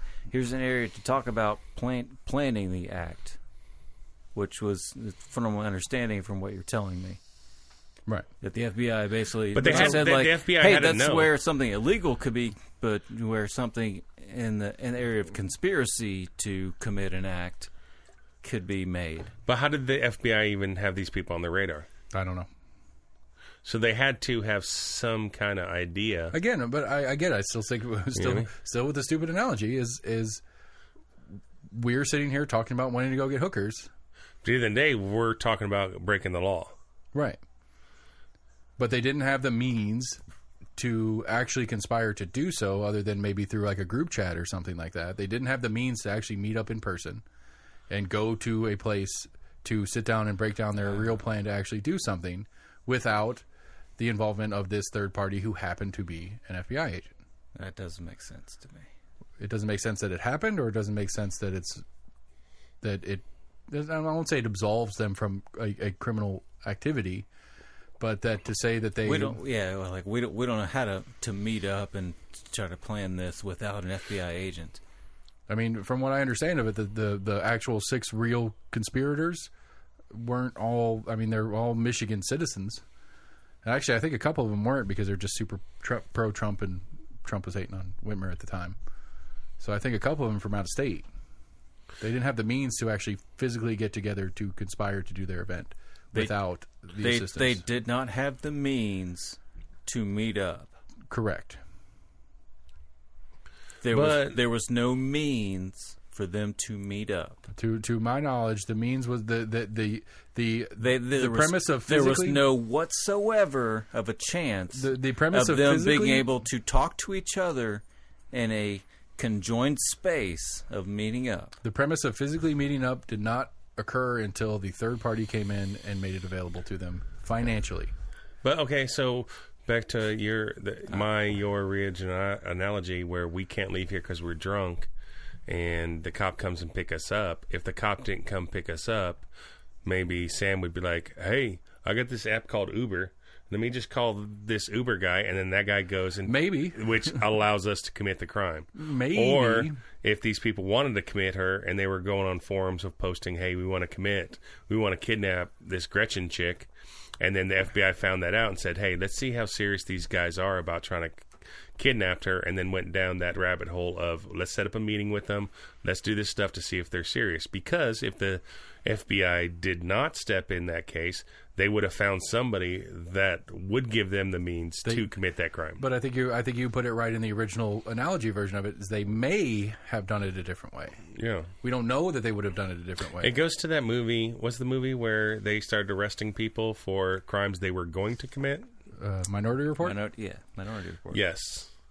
Thought crimes. So that's what you think's going on. It's they're stopping a crime before it's committed. Right. I mean, that's what conspiracy to commit. And I think it's a weird thing in the abstract. So take this specific out of the conversation. And again, we can stick with our same analogy. Let's the three of us start a drug ring. And we sit here and we talk about it. We talk about how we're going to do it and blah blah blah blah and this, that, and the other. And since we're talking about it like idiots on tape and we're broadcasting it to the world, the cops show up and be like, "Hey, we're arresting you on conspiracy to money launder and start a drug ring," or whatever the fucking legal term is. We are going to do it, but it's going to be in Virginia, where it's legal. Again, but I'm just saying, the burden of proof of our conversation about it and our actual means to get to the end goal. There's a big difference there. Now, I get the idea. I don't like the idea of waiting for the crime to happen before it is interrupted. But at the same time, there's got to be some overwhelming fucking evidence that it's going to happen. And especially going to happen without the assistance of the state in this particular, going back to the particular. Yeah. We don't know, as of right now, of what I've heard on it, and I don't know everything, but from what I understand of it, we don't know that it could have happened without these 12 other people who happen to be either informants for or employed by the federal government. We don't know that they would have met up anyway. They might have had the means to do so, but we don't know that they would have actually acted upon that means if this third-party FBI person didn't come in and say, "Hey, here's a hotel, here's a plane ticket, and here's a hotel room. Come on." Well, I mean, there's a lot of conspiracies on 9/11 about them having information that these people were going to fly planes in and all that kind of stuff. So if they would have done what these 12 people did, would that have stopped 9/11? And then you'd be sitting here going, "Yeah, they found like 6 Arab dudes and facilitated them to try to blow up a building." So, I mean, I don't know what's right or wrong. I mean, it's easy to say after the fact, right? They made go back in time while they did the right call. But I mean, again, I think you could infiltrate the group and have the data on it and be there. How do you infiltrate the group and then be there in on it without facilitating? Yes. I don't know. You don't spend money that you and I get taxed on to help out. That'd be a good start. Well, we're paying for it anyway, right? But we're paying their salaries and stuff. So therefore, we're paying for it. I agree that we're paying their salaries, but we're not paying their bribe money or their whatever other money that they're using. If they rented a hotel room and plane tickets, we're paying for those too. If you want, but to think that way. But yes, that is what happens. But yes, we are paying. If that's what happens, then I guess I should be okay. No, but we are paying for it because it does not matter. Because it costs money to do an instant investigation. Okay, but I agree. So did they? So it'd be one thing if you're saying they spent our tax dollars on doing this. They were spending our tax dollars anyway. It wasn't like they came out and said, "Hey, because we did this bust in Michigan, now all the taxpayers have to pay an extra $2 next year to make up for that bust." That money was going to be spent with the dude sitting in an office not doing anything. So that's not. I agree on the individual salary part. You could make that argument as if that person was an informant and they were like, "Hey, I'm going to be staying at this hotel and then the taxpayers' dollars were paying for that person to stay at a hotel to meet them then there in the lobby. Okay. That's not the same at all, but I get what... That is the same at all. You're saying taxpayer money is paying to, in your mind, set up someone when in an example of a conviction being done by a federal agent that was staying at a hotel. Yeah. The federal agent staying in a hotel, renting a hotel room for himself. Right. On our dime, tax time, yes, check. Correct. In an investigation to prove a criminal activity, you could then say, "Hey, we're paying for this shit to happen." Okay, and I understand paying the salary of the FBI agent and paying for this FBI agent's hotel room because that's part of his job. But part of his job is now buying 8 other hotel rooms for other people to come meet him. Buying plane tickets or bus tickets for those 8 other people to come meet him.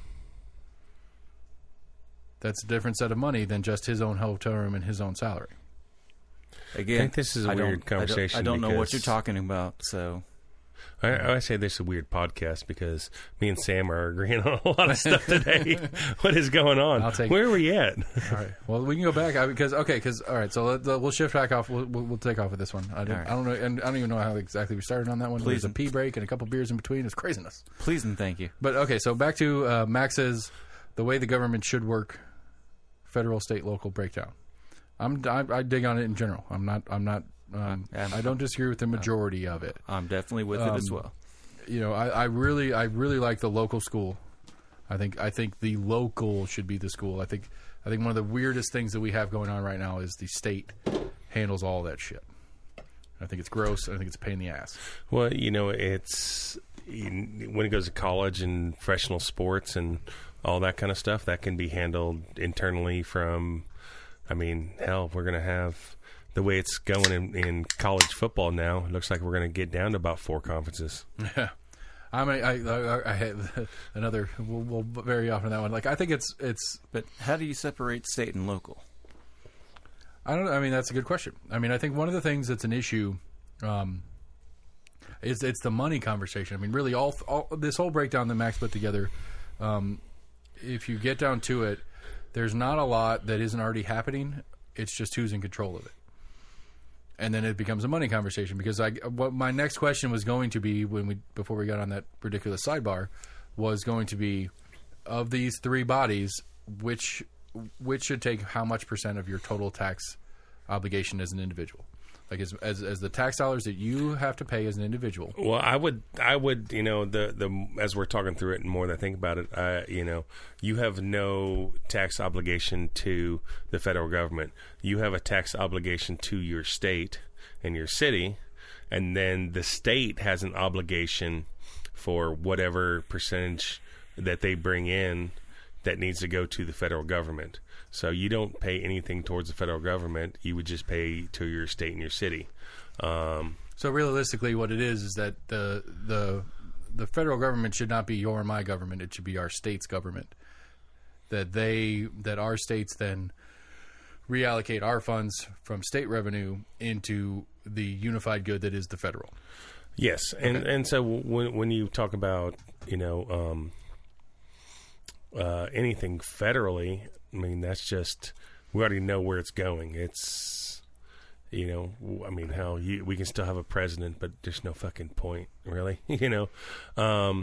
But when it comes to anything, like, why is there a federal minimum wage?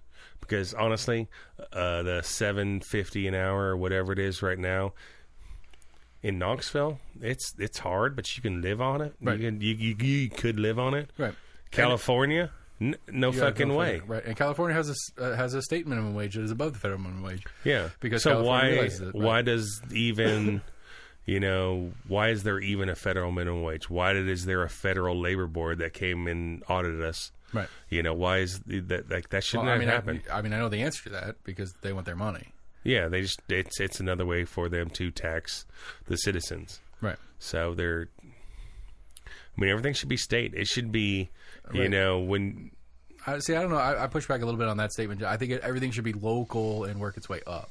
It should start here. It should start that, like, fucking, like, these city elections right now, even though I'm not a part of it technically, should be a really, really big fucking deal. Well, you should have more care over your city officials, or for me, county officials, for what they're doing, or state officials, than what the president is. But when the president's going to election, you know, when it's a president cycle, there's so many people that go on and vote, and that should not be. You know, if Kentucky wants to say it's okay to do whatever, you know, they should be able to do it. It's their state, and the federal should not have anything to do with it.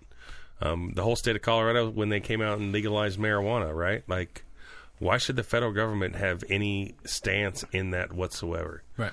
The state says we're okay with this. If, you know, Connecticut says heroin use and open heroin dispensaries, that's their state. They should be able to do whatever they want with it. Right. But there's too much federal involvement in, because how does the federal government decide what happens in California and Tennessee? Right. And for it to be fair. Right. And the real one on this, I should wait for Sam to come back in because this gets real deep. I think the real one on this, monetary policy is the craziest, most obscure, and least paid attention to issue that the federal government does. That is probably the one thing the federal government does that really truly affects our day-to-day lives. For the most part, a lot of the shit, a lot of the bills passed, a lot of this, that, and the other, all it is reallocation of funds. It's, you know, right now there's this big infrastructure package that they're talking about. They're trying to figure out how they're going to pay for it and this, that, and the other. And all it's going to be is that, okay, we passed this thing. It's $1 trillion or whatever the fucking crazy-ass number is that they put together. And we're going to get $100 billion here, $100 billion there. State of Tennessee is going to get this. And we're going to, I mean, all they're doing is saying, okay, we're allowed to spend this money, but the states are the ones that are actually going to spend it. So we're going to send $1 billion to the state of Tennessee so that they can do, but they have to do it in a certain way. But, you know, we're going to send $1 billion to the state of Tennessee, and the state of Tennessee is going to take that money and they're going to go, we're going to fix this road and that road, maybe actually fix that bridge over the river out in Memphis so that it's not, you know, an exciting news break that they have one lane going one direction now that's open, all this, that, and the other. And so the monetary policy is the one that I think nobody pays attention to. That is really the biggest fucking deal that the federal government currently does, that it need not. And I think is the most problematic, because I think your list is good in that, is that it leaves monetary policy out of the conversation. Well, it's just like, you know, the federal government, like, wanting to put a pipeline through from Alaska to Texas. Well, sorry, if fucking Nebraska says we don't want a fucking pipeline in our state, they should be able to say, we don't want a fucking pipeline in our state. Right. You know, you want a pipeline from Alaska to Texas, you better talk to all the states in between that and do that. Canada can do whatever the fuck that Canada wants to do. That's not our problem. Yeah. But as soon as it hits Montana or North Dakota or whatever the border state is, then it's a game, and we got to figure out how to get it there. I mean, I agree. I think that's spot on. But I think, like I said, I think monetary policy is the biggest problem we actually have in the federal government. Like, honestly, like Nancy Pelosi, she's the senator, Speaker of the House. Where is she? What's her home state? California. San Fran. Why the fuck do we know so much about Nancy Pelosi? We're in Tennessee. Well, I mean, there's two parts to that. I mean, just because she's the Speaker of the House. And the problem, the real problem, there's two parts to that issue. Is that yes, that the federal government has that much influence. That's part of the problem. And we have the two-party system that is such a part of the problem, because she is the authority for the Democrats in the federal government. She's essentially the leader in the Democratic side of the Congress. But someone like me from Tennessee is like, who the fuck would vote for her? And then people in California and San Francisco are like, we love her. She's fucking great. Why would they vote for Marsha Blackburn? You're like, you know, which I agree with them on the Marsha Blackburn thing. But you know what I'm saying? Like, why is Nancy Pelosi such a part of our life when what she does and what they do in California and they do in San Francisco and whatever, why does that affect our life here in Tennessee so much? It shouldn't. I mean, partly the sheer fact because she is the Speaker of the House. Right, but it not only is that it shouldn't, is that it kind of doesn't.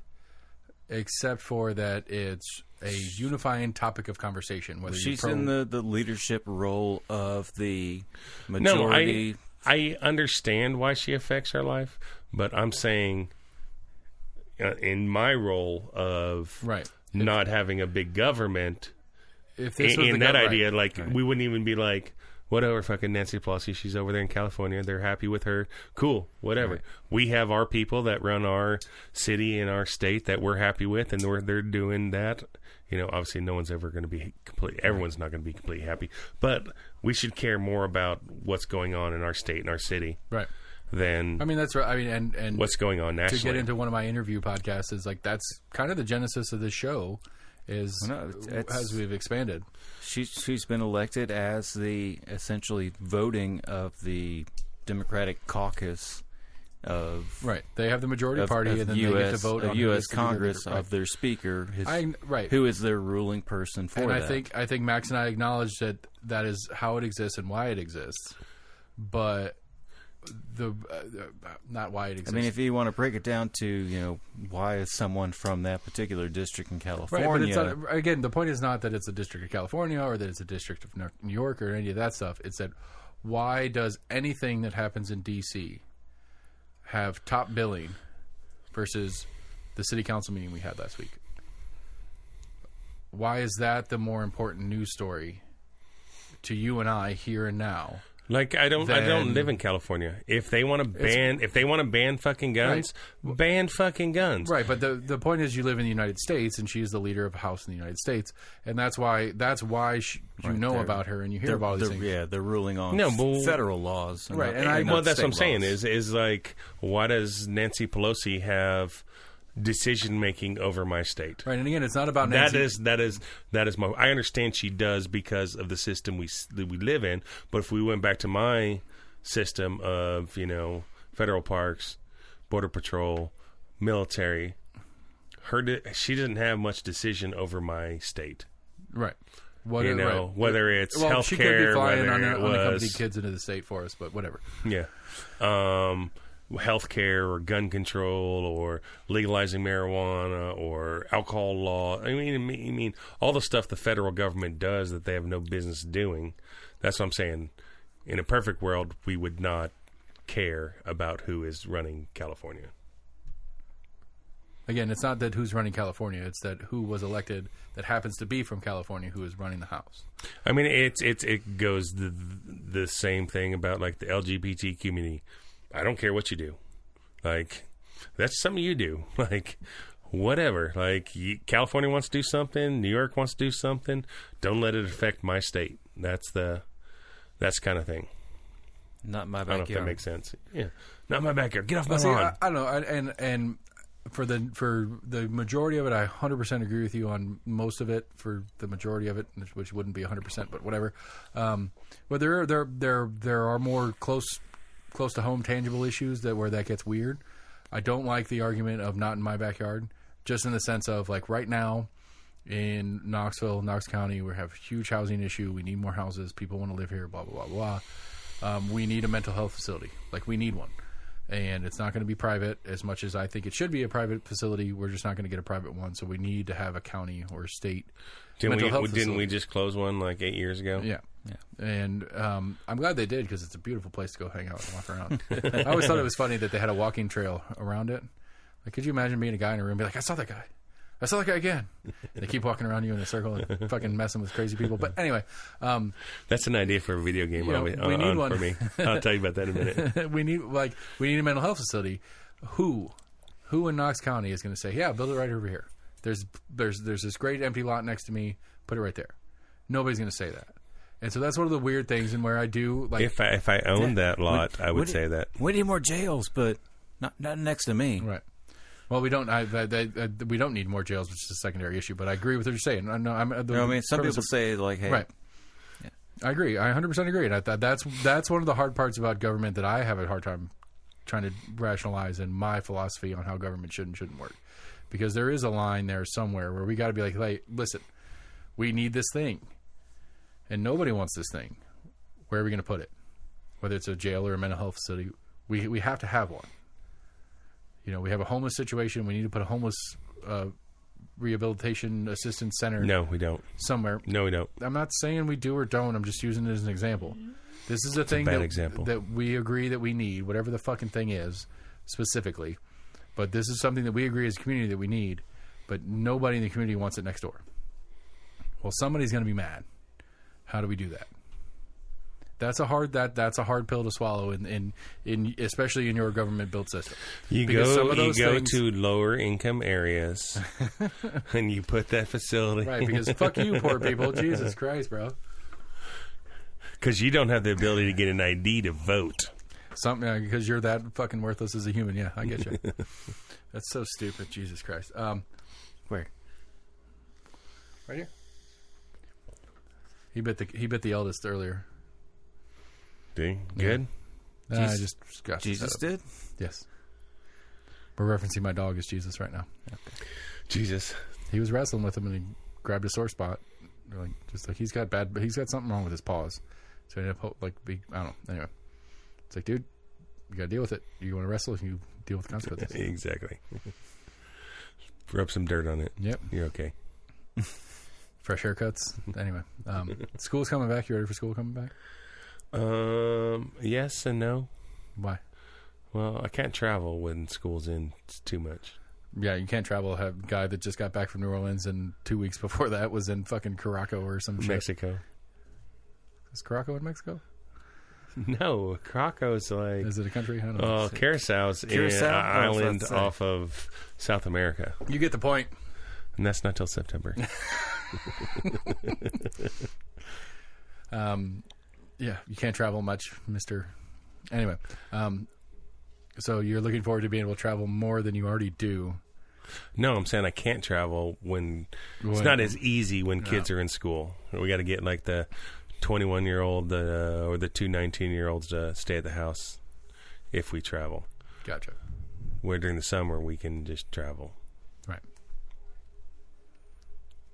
But you are looking forward to school for... That was your why you're not. Or why you are. I'm so confused right now. Why I'm looking at... No, I don't... Well, see, your kids are like running around. My kids, when they're at the house, they're in their room on their phones playing their things or whatever, so they don't seem like they're really home. I mean, when your kids become teenagers, you understand. Like you're like, hey, you feel like you're an open nester because you only see your kids when they come out of their room to get food. We're already there. They were on their video games, and we did do the phone thing that I was talking about, and so we have a house phone. I'm still working on it. I haven't given it to him yet because I'm still trying to clear off all my shit. I don't want anything that was on that phone. I'm like shitty parents. Like, I need a new phone. All right. Well, should I give the kids a phone now? Like, they all get the hand-me-down phones. Dude, I brought 5 phones in there with me. Not my phone. 5 old phones that I had floating around. $0. Really? Did you not take it to like at the Walmart Center where you can put a phone in there and they'll give you cash for it? No, I didn't try that. No. Yeah, like scans it or whatever and. They'll say, "Here's your cash offer right now." Well, that might be what I do with them now because they didn't take them for any trade-in value. But yeah, so like I made a point. Like it's like this is a house phone. This isn't your phone. This isn't the other kid's phone. It's a house phone. You guys can call your friends on it. You can text your friends, whatever. There's no games on this phone. None of that kind of shit. It's not going to last long. As much as I know, I know this is just one of those like, ooh, alpha, me dad, and I'm going to fall apart here in a little bit, but. That's the goal, at least, is to try to get them to just use it to communicate with their friends and the fights that are going to ensue. Do you have a home phone? That's my. That is the. Well, you don't have a landline though. No, yeah. Fuck no. Jeez, who does? I don't know who does. Does anybody still have one? Which they're still on. Some people. They're still on like certain applications. They're like home phone, cell, and I'm like, home phone, cell. So that was fun when I was at the store. I was at the AT&T store doing the whole debacle. It's just like. Who do you get your internet from? I was like, well, kind of you guys, I guess. I'm still confused on how you guys and old AT&T Dish work together. She's like, well, we're putting fiber in like everywhere. I was like, well, of course you are, because KUB is just fucking going to kill you if you don't. And so I'm curious to see what that goes. They're not, like, so apparently, AT&T right now in Knox County is going to redo all of their copper line, their current phone line, old school phone line or whatever. They're going to start replacing it all with fiber.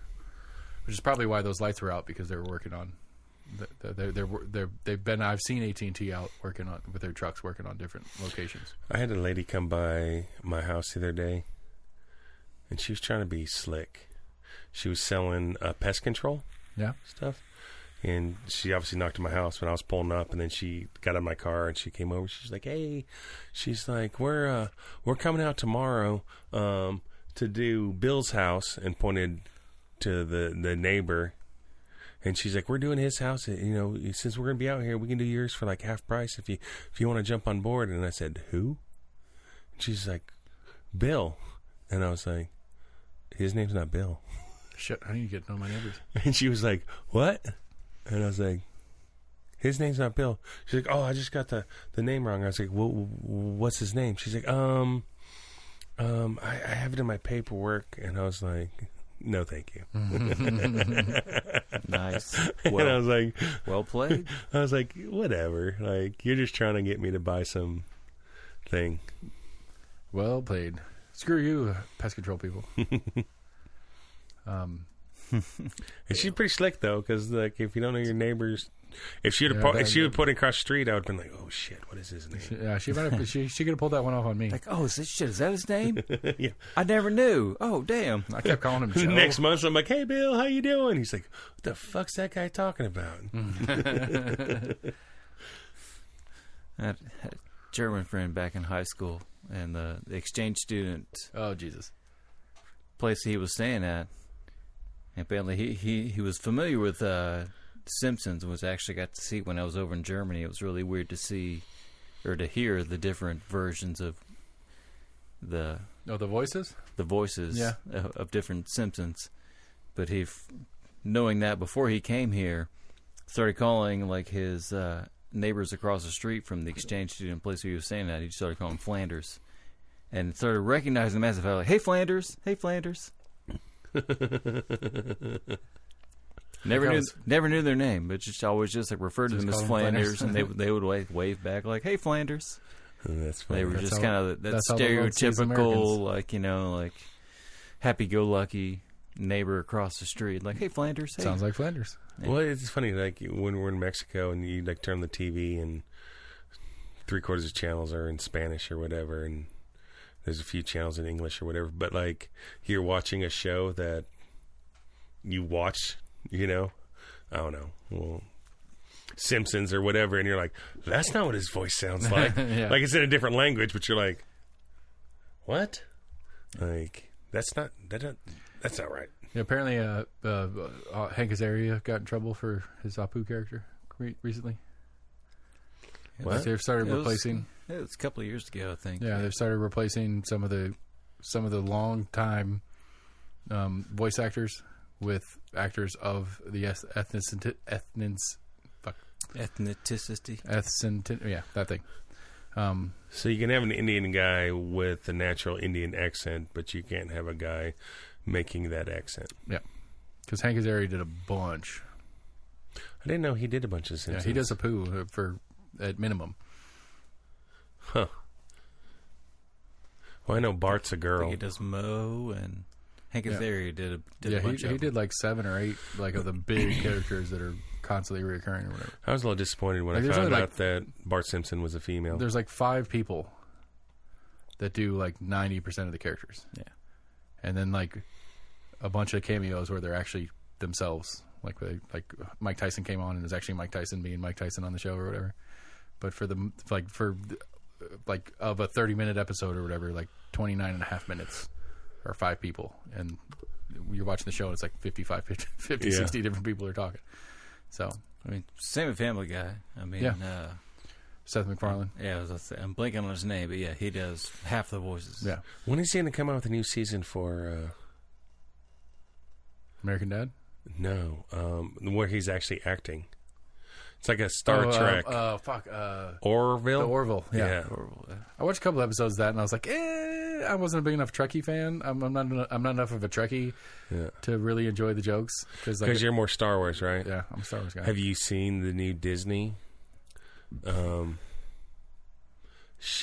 new thing that Disney just made. The Bad Batch? No. They have a whole town built. It's like It's interesting. I just watched the behind the scenes of the making of that thing. Oh, that at Disney World or whatever? At Disney World. There's one at Florida and one at California. I've seen the thing too, yeah. With the Millennium Falcon and like they made a whole village and stuff. Like, right, and you got the smartphone app thing where you're like scanning shit. You scan shit, yeah. But they did it smart because they were going to like, should we do like Endor or should we do what's the desert where Luke Skywalker Tatooine. So they were trying to figure out, should we do one of these cities that they have, so that everyone knows, and they were like, well, if we don't do it correctly, the right, so Star of France, so they created a whole new world. Right. That's like a smuggling port and stuff, but it looks cool as shit. Yeah. Like, we're talking about that to segue into deeper stuff. We're talking about doing a Disney for spring break this year. It looks really, really cool. Yeah, that's on my list of shit. The resort's down there. Yeah, it's a real nice resort too. They have pools and stuff. Yeah, that's on my list of shit. Don't do the Park Hopper Pass. Just pick one and go at it. Yeah. I was looking at that. I was like, this doesn't make sense. There's no way I'm going to try to do like half a Epcot and then half a Animal Kingdom in the same day. That's exactly. Yeah. You just get the pass where you get a 5-day pass for one park and just go to 5 different parks or whatever.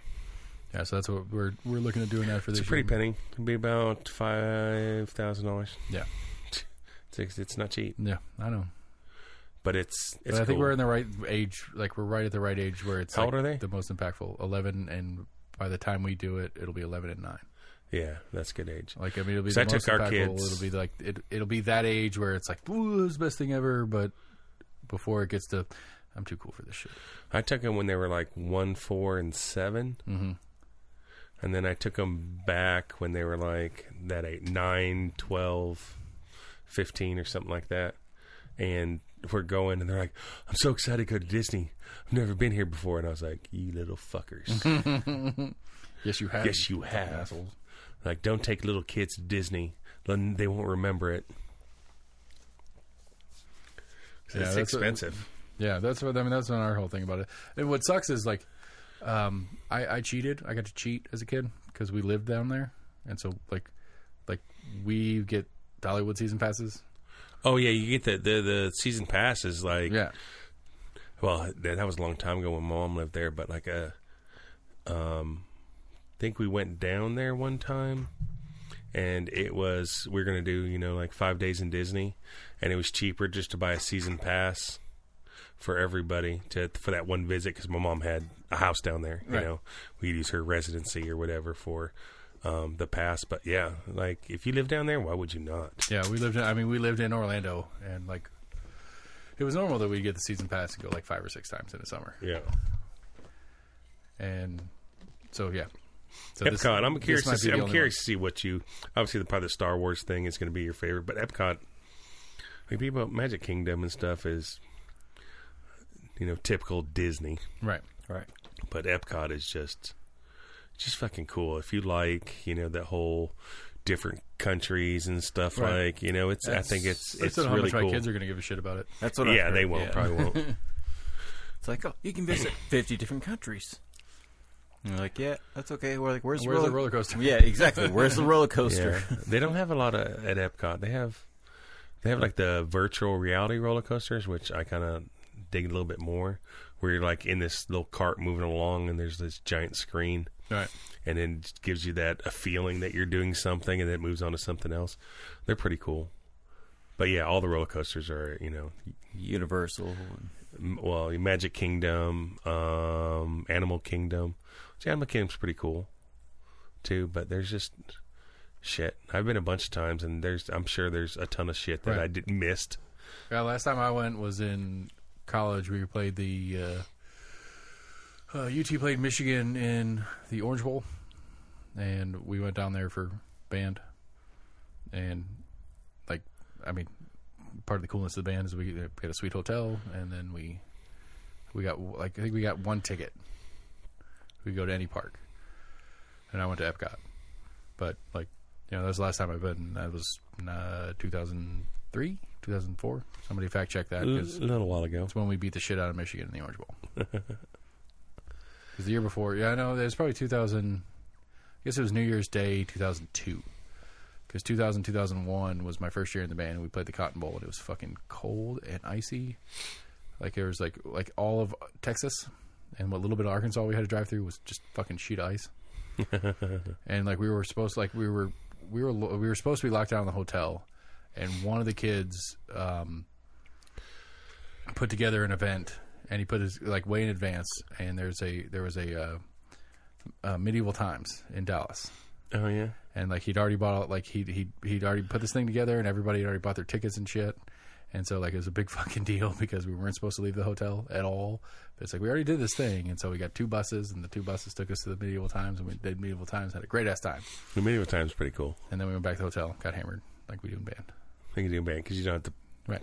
play the next day. And then we marched the Cotton Bowl parade to nobody in like a foot of snow, and froze our asses off at the Cotton Bowl.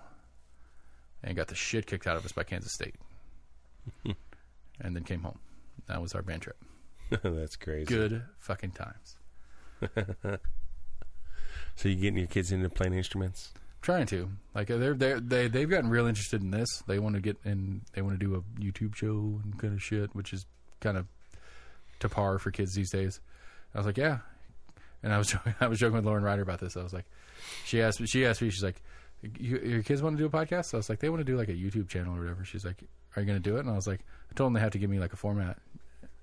She's like, well, you don't do formats. So I was like, yeah, because I'm pushing the buttons and turning the knobs and dealing with all the work that goes along with it, because it's my lack of format is my format.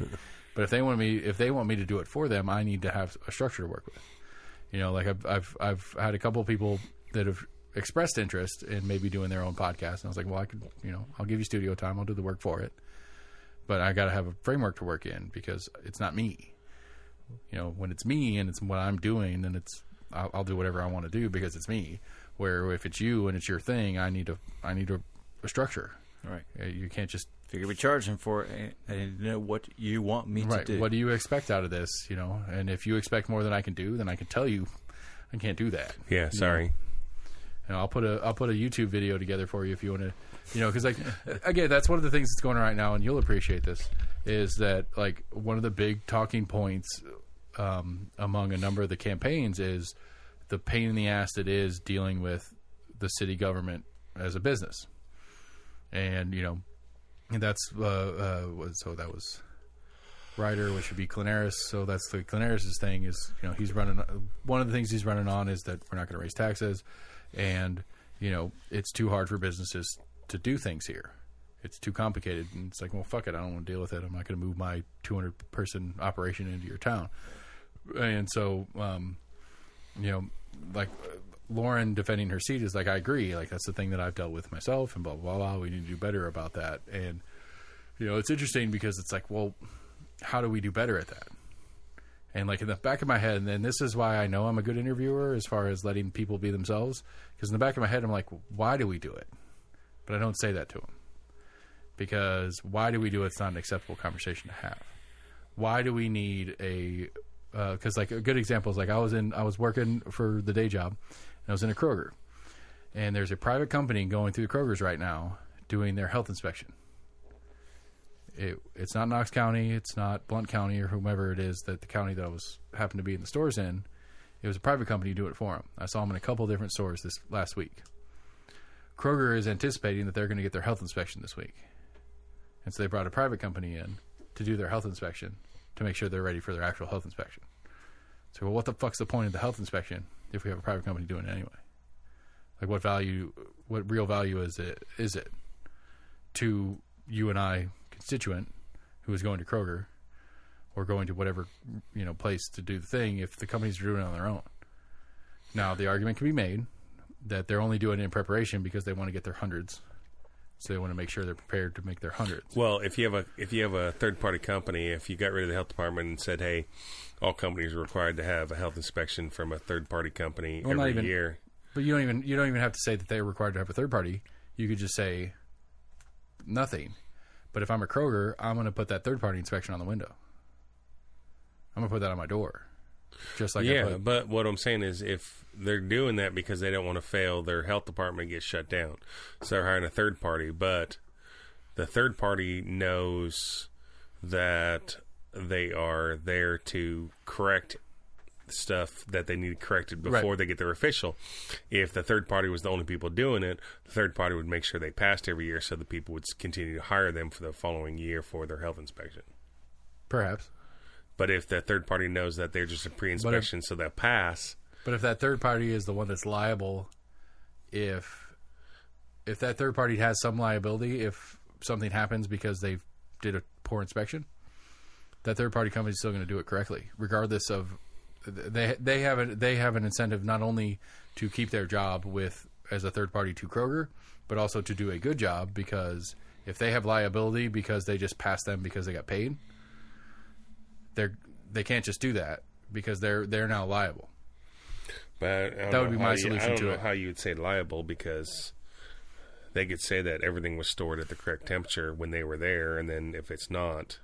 Well, I mean, that goes to but that's the same thing as it is now. Like, okay, because this is one that Sam and I have had a conversation about a couple of times. Is that, you know, some of these things like this is a way for companies to keep their insurance premiums down, to help, you know, offset or clarify the liability of a situation. Be like, hey, look, you know, Knox County says that we keep our eggs at the proper temperature. You know, we've had people come out and look at this. You take your eggs home and you put them on the counter. Eggs probably is a bad example. It's a better example. Milk. You know, you take your milk out of the fridge at our Kroger and you set it on your counter and you drink it 7 days later and get sick. It's not our fault, right? You want so not to be an asshole, but all milk is pasteurized according to the FDA. I know. And you cannot get sick from milk. I knew eggs was a bad example, so I tried to shift. Give me a better example. It doesn't matter. My point is that meat.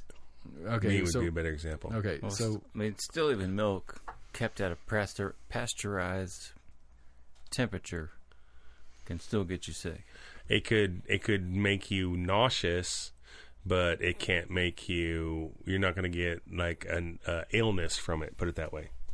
It could make you sick. It could make you. You can't guarantee what someone is going to keep that pasteurized milk at. The point being is, well, I mean, they're going to get like salmonella or E. coli or something like that. The point being is that my point. The argument is Sam has made to me before, and we don't know if this is true or not.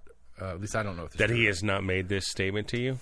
Is that what you're saying? What? You said he's made this statement, and we don't know if it's true or not. Not the that statement, he's made a statement to you. Yeah, I'm unsure like what I've said to you. But we've talked about it before, as far as like inspections, whatever. What have I said to you previously? Whatever government inspection, whatever the specifics of the government inspection is a way for a company to say, "Look, we're doing it right."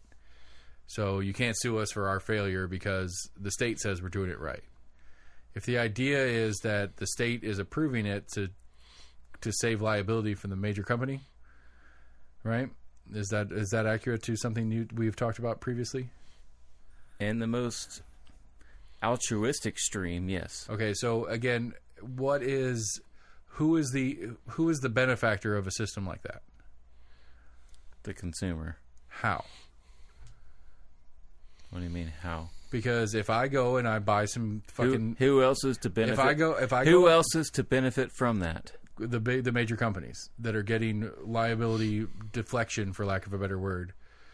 So if I'm going to go to Kroger and I buy some meat and it's been sitting in the back hot, and they rewrap it and they put it on the shelf and it looks fresh and it looks decent, and I pick that piece of meat up and I eat it and I get sick as shit, Kroger can lean on the county health department and say, look, county health department comes in here all the time and they tell us we're doing great. I don't know. Maybe I'm wrong. Maybe I'm overanalyzing it. But to me, it feels like these health inspections are helping defend companies against the constituent or the general public, not to defend the actual general public. In the sense that I as a general public, have a weaker argument because the state of Tennessee or the county of Knox has approved, has said that they do a good job on these health requirements. So that my ability to argue against them is diminished because the state says they're good. It's me against the state at this point because the state is the one that approved them for what they do. Okay. So how's that protecting me? You as the consumer, as the regular Joe. Okay. Going into Kroger, buying my meat. Right. So how is the inspections protecting you, the consumer, from possibly infected meat or right. fraudulent meat? Sure. Yeah. How is it protecting me against Kroger acting irresponsibly? For the specific of the example. Okay. You can't. So would you like to have someone in there every day, every hour, inspecting the meat? If the point is to protect me from them, sure. Okay. You realize that's illogical. I realize that it's already illogical, so why is it a different illogical any different? The health department... Because you have the lesser of the evil, and then they're able to pick increments in which they can test you to try to figure out the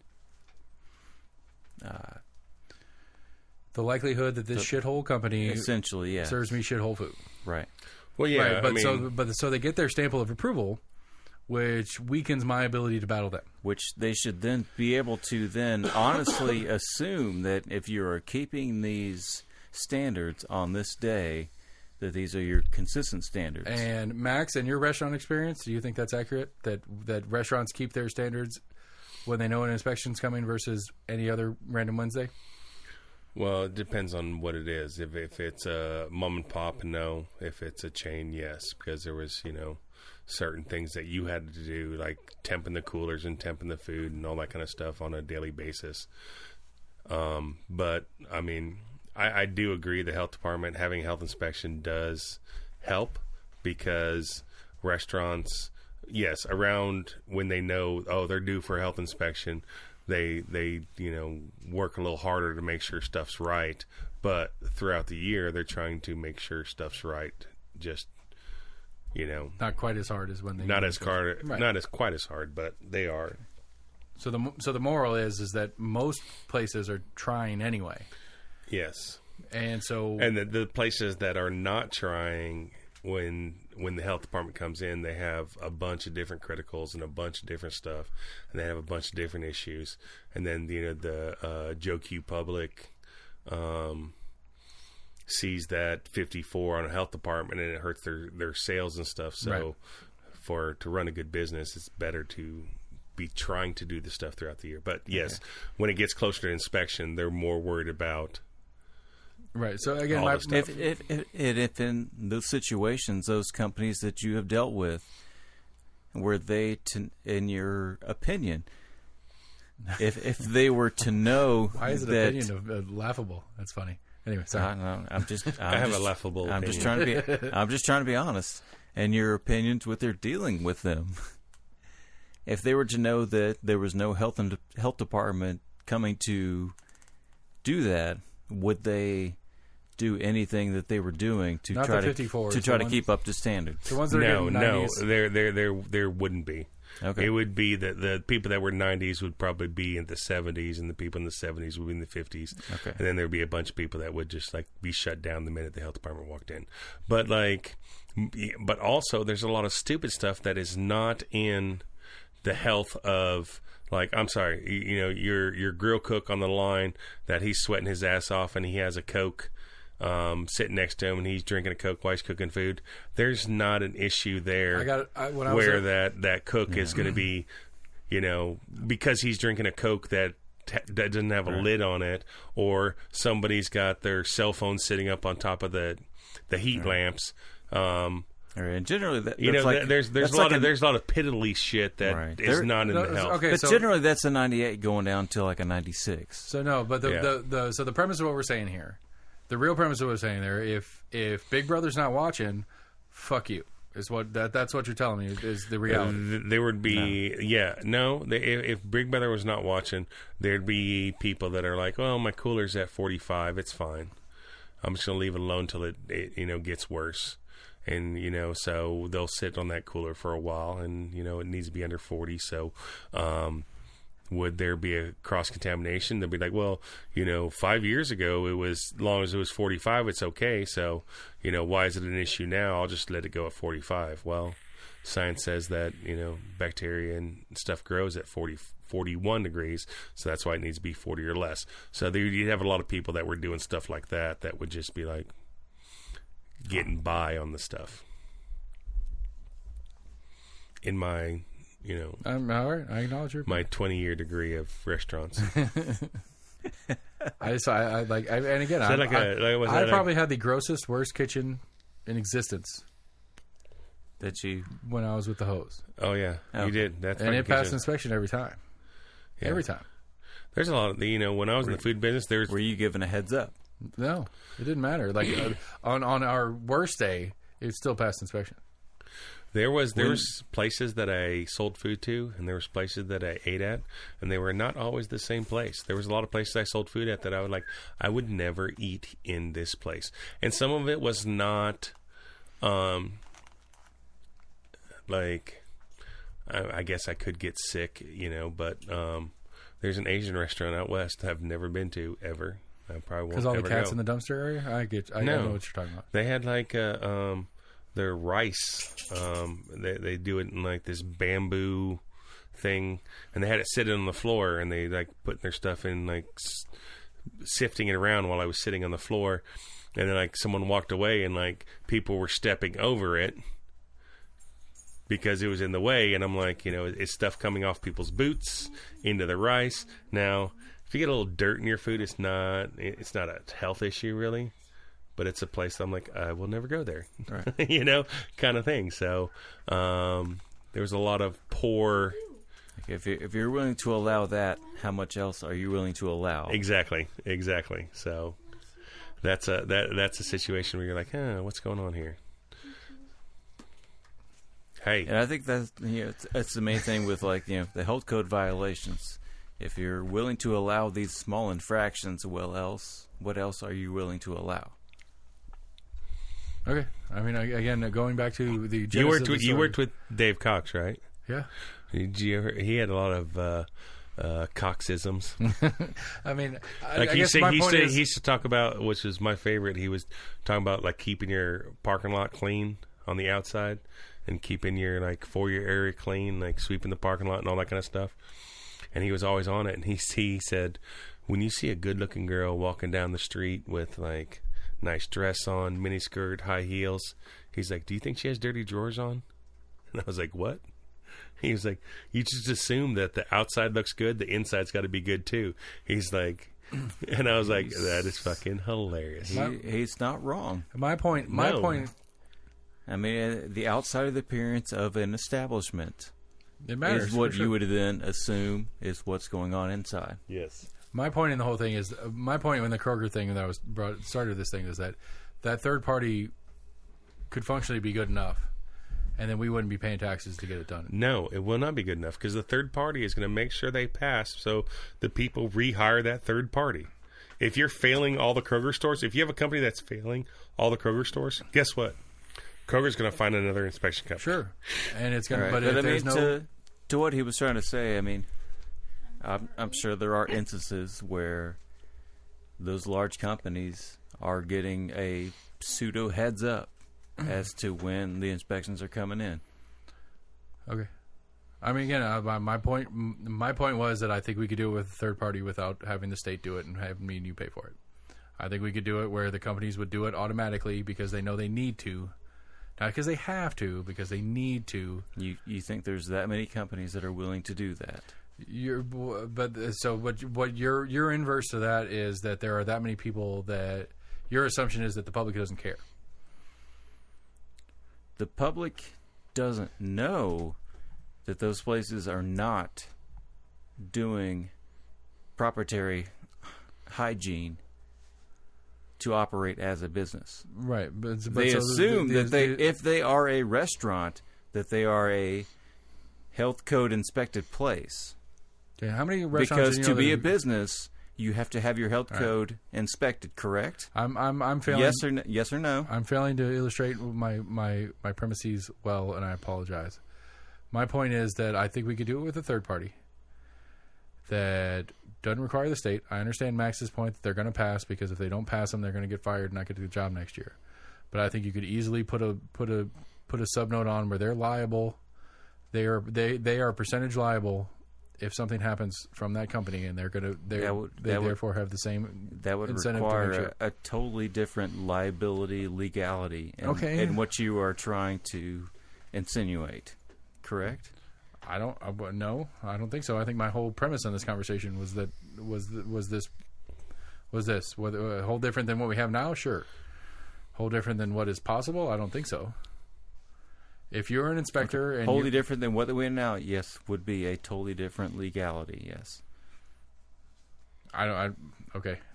And your definition of wholly what we have now would be a different legality. Because I don't trust the state. Whatever, it doesn't matter. Fuck. I don't trust the state's and I don't trust the state motive in it. The state doesn't have the correct motive in it. I don't think the state has the correct motive. The state's motive is not to ensure health. I don't believe that. I don't believe it for a second. Their motive is to collect taxes, is to collect fines, is to adjust the end. Their motive's not for me and you, especially if you're right that they have some protection from liability because they've been inspected and they've passed their inspections. So their sole existence is to collect money. I didn't say that their sole existence was, but I believe their incentive is okay. Their incentives is the need to exist, yeah, and to guarantee their need to exist, they have to do certain things to get their budget, yeah. All right. I mean, I don't think that their incentive is for me and you. I just don't think that's the reality. I'm sorry you feel that way. Well, go back to Max's example. How many restaurants did he never eat in that he's seen that have passed in inspections? A bunch. Because, hey, those restaurants generate tax revenue, so we need to make sure they stay open. Okay. Are the police department able to stop all crimes every time? Just black people crimes. Is their motive to stop crime? Is that their incentive? Is that their job? Is that what they're supposed to do? Yes. Okay. I thought it's to pull people over and tax them for driving 10 miles over the speed limit. But that's their job. I tend to think of them as revenue collectors as well. Yeah. Maybe not in the simplest terms of just getting parking tickets. Right. They're revenue collectors for the prison system, but whatever. They do nothing else. They're revenue collectors. It's then their incentive to arrest people. Their job is to arrest people. Who makes money off of them arresting people?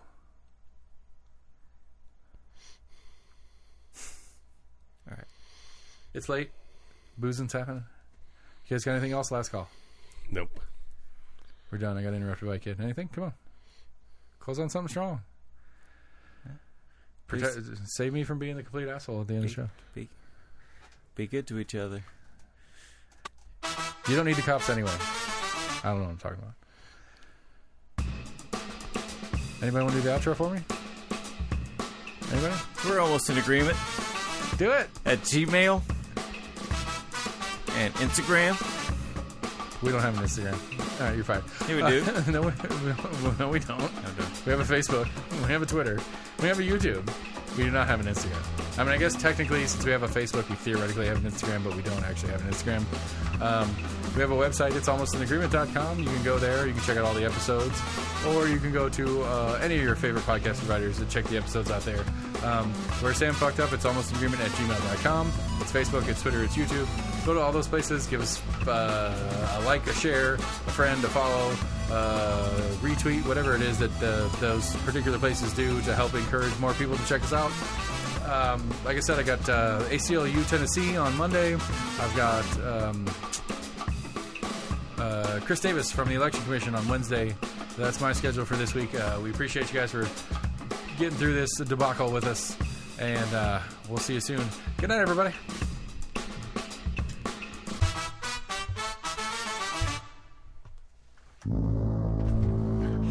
What the hell's that?